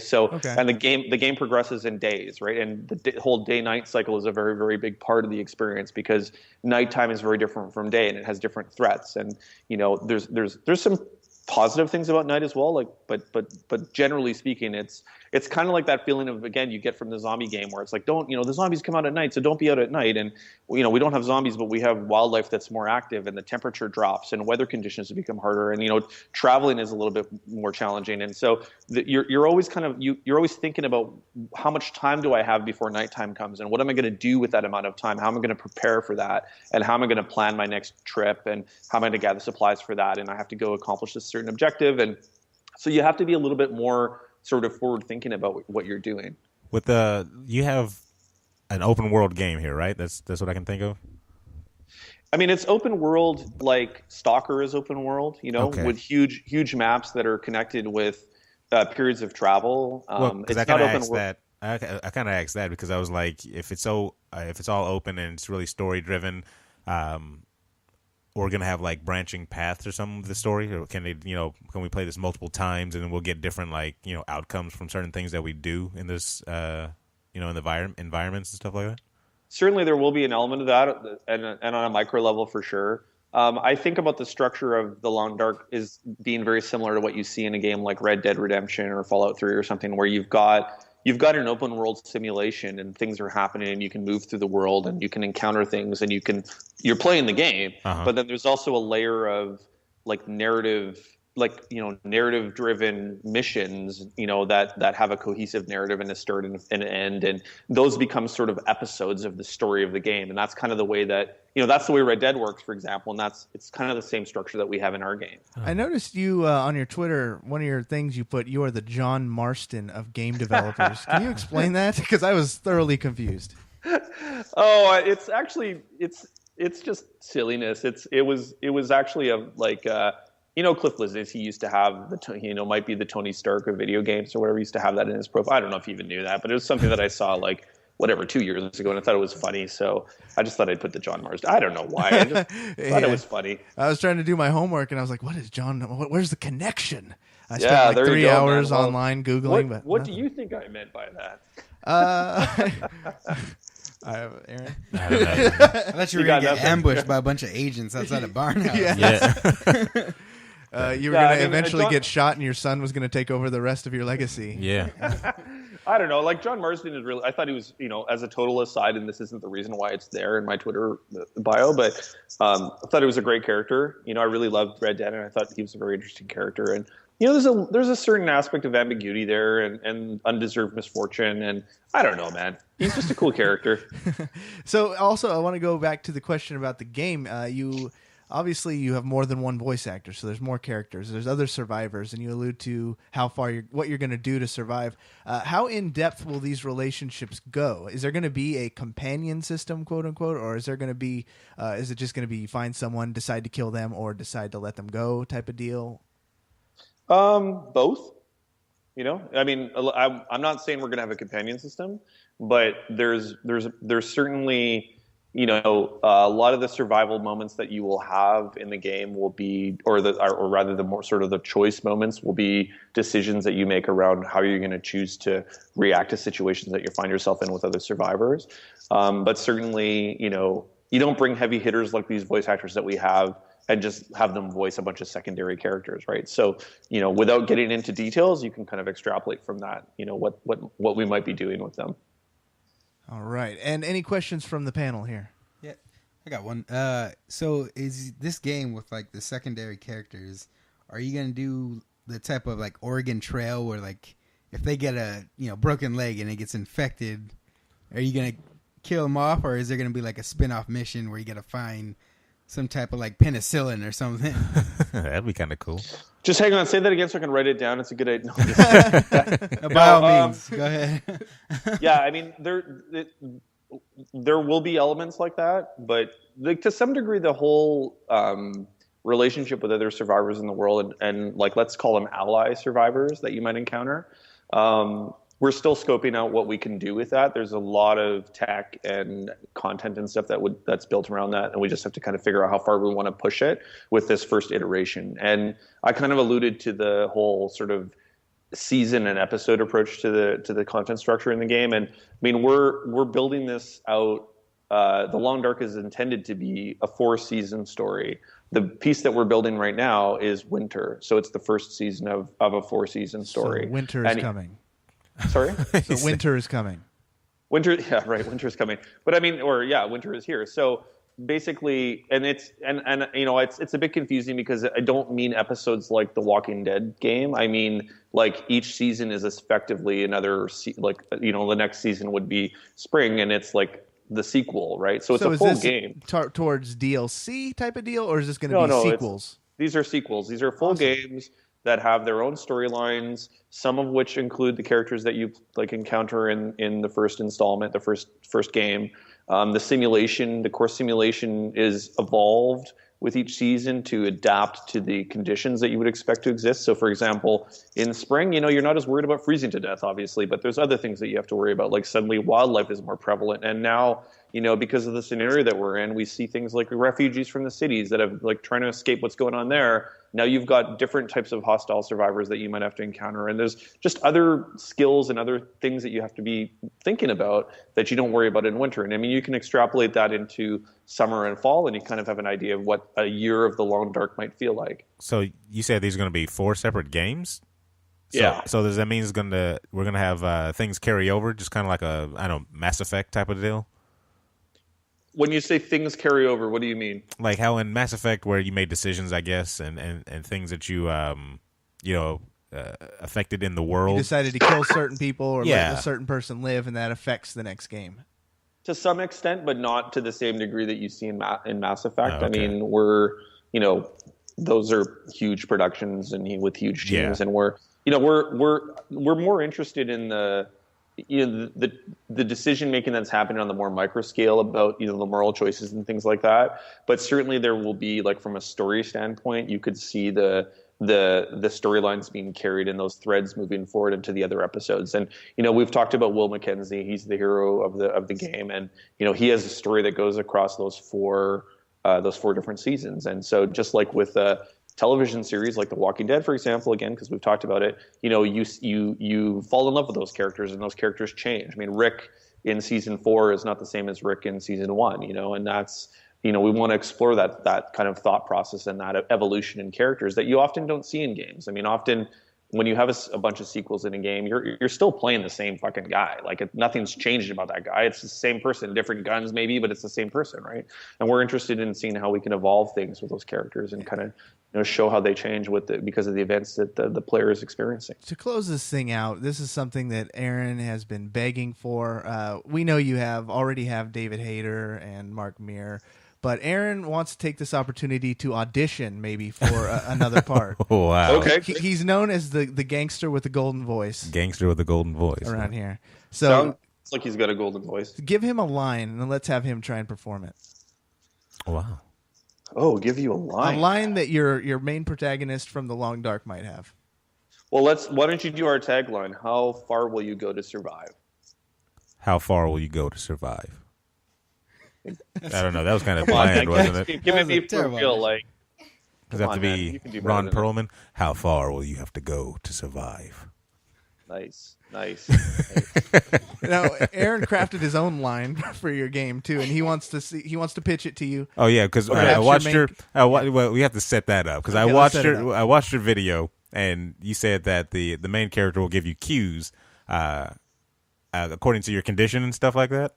Yeah. Okay, so I was thinking while I'm playing, I'd have to hear my character go, "I'm freezing my balls off out here," just to get in, and that'll be a cue saying I need to get into some warmth, and before I freeze to death out here. I like that. Can you do it again? I'm freezing my balls off out here. That's nice. Yeah, I like it. Yeah, I think we'll find a place for it. That'll be an Easter egg. You'll see one black dude in a hole. I love it, man. I love it. Well, thank you so much for your time, Raphael. We are very much looking forward to this game. We're going to give you all our emails so you can give us beta keys. Yeah, no problem, for sure. Yeah, like, send them over to me. I'm not even joking. We'd love to help out in any way we can, give feedback. It looks like a very, very interesting game that's going to take a lot of hours away from my life. So, in a way, screw you. In the other way, thank you so much. Raphael, anything? Where can people learn more about the project? Okay, so we wrapped the Kickstarter last week, I guess, although it seems simultaneously like yesterday and about a year ago. We have a site intothelongdark.com, which is the kind of the microsite for the game where all the information is, and we've kind of left open the crowdfunding through PayPal just because we had a lot of people that wanted to get in on the Kickstarter but couldn't because of the way the payment system works. So we've got that still open. So if any of your listeners are curious about what we've talked about and want to check it out, there's a bunch of stuff on intothelongdark.com that they can read. And if they're curious and they want to get involved, they can back. And we've just opened the forum so they can get in there too and be part of that community. So yeah, that's pretty much the best place to go. All right, and they can also catch you on Twitter at RafLife. This has been amazing. Thank you so much for your time, Raphael. We'll keep in touch. Yeah, all right. Thanks so much to you guys. It was a lot of fun. All right. All right. Take care. Wow, guys. This has been a complete episode. What do you guys think? I thought he was going to say this was a complete waste of time. That too. Listeners, it's awesome. We got 3 big guests, 4. Huge guests. Oh my gosh. And this is the beginning of things to come. Episode 1. You know what? We've set a bar, and now it's like we have to keep going higher, and we will. Yep, and I think we're going to be back to 1-hour shows, because this has been 2 hours What if the fans demand more? If the fans demand more, we will give them more. Damn What it. if they want a 24-hour special? Then you will do that for them, Aaron. But how are they going to reach us? Well, there's plenty of ways to reach us. Yeah. As long as they reach us. Wow, that's gross. Yeah, it's been. I want to say a big thank you to Genese Davis. I want to say a huge thank you to Nika, Harper, John, Spartan Nguyen, and our last guest, Raphael. Just butchering his name every single Lierop. time. So sorry. Oh my gosh. He's going to be like, you know what? Take my interview down, please. Aaron, I think you really killed your chances at voice acting. I think I think he hung up that I've got a thing. shot. I think I just need some more practice. I think he it's my hung up first that time. call saying he'll never work in this town again. Well, him being in Canada, I mean, I guess that's all right. We're in the US of A. You could be in all those Sacramento games coming up. Oh, yeah, there's plenty of them. Grand Theft Auto Sacramento. That's awful. Like a 4-minute game. We're getting delusional, folks. We want to thank you more than the guests. Thank you so much for listening. We're going to come at you with more guests. We have Lorraine Sink on tap for the next few weeks. It's just going to be a learning experience for us and you. So grow with us. Give us feedback. That's what we need. We need feedback. Tell us what you like, what you don't like, what you wish we did more of. Oh, you're freezing your balls off right now? I'm freezing my balls off. Nah, see, and you come at me like, yeah, you'll never work in this town again. I think I just got a text. Oh, it's from Raphael Van Lierop. Saying you'll never work in Canada again. Oh, all right, guys. Thank you so much. You're gonna listen to you're gonna find us. You're gonna find. I can't even talk. Wow. Where can they find the episode at? They can find it at nerdreactor.com. We are there, people. Where do they go on nerdreactor.com? There is a tab that says podcasts. Is it going to be switching now, though? Yeah, that's what's going to be? Yeah. Are we going to do a little switch? Okay. They can also follow us at Videogame BANG on Twitter, because you know we all like to tweet, right? Yeah. Right. Wow. Okay. And we also have Twitter police. Oh yeah, Laura. She's always on Twitter. Aaron, we have less than 30 seconds. You gotta go. We have Facebook at Videogame Bang Bang. Videogame Bang Bang. He said it. We want to thank you again. I've thanked you so many times. So screw you. How about that one? Wow. We'll see you on the internet.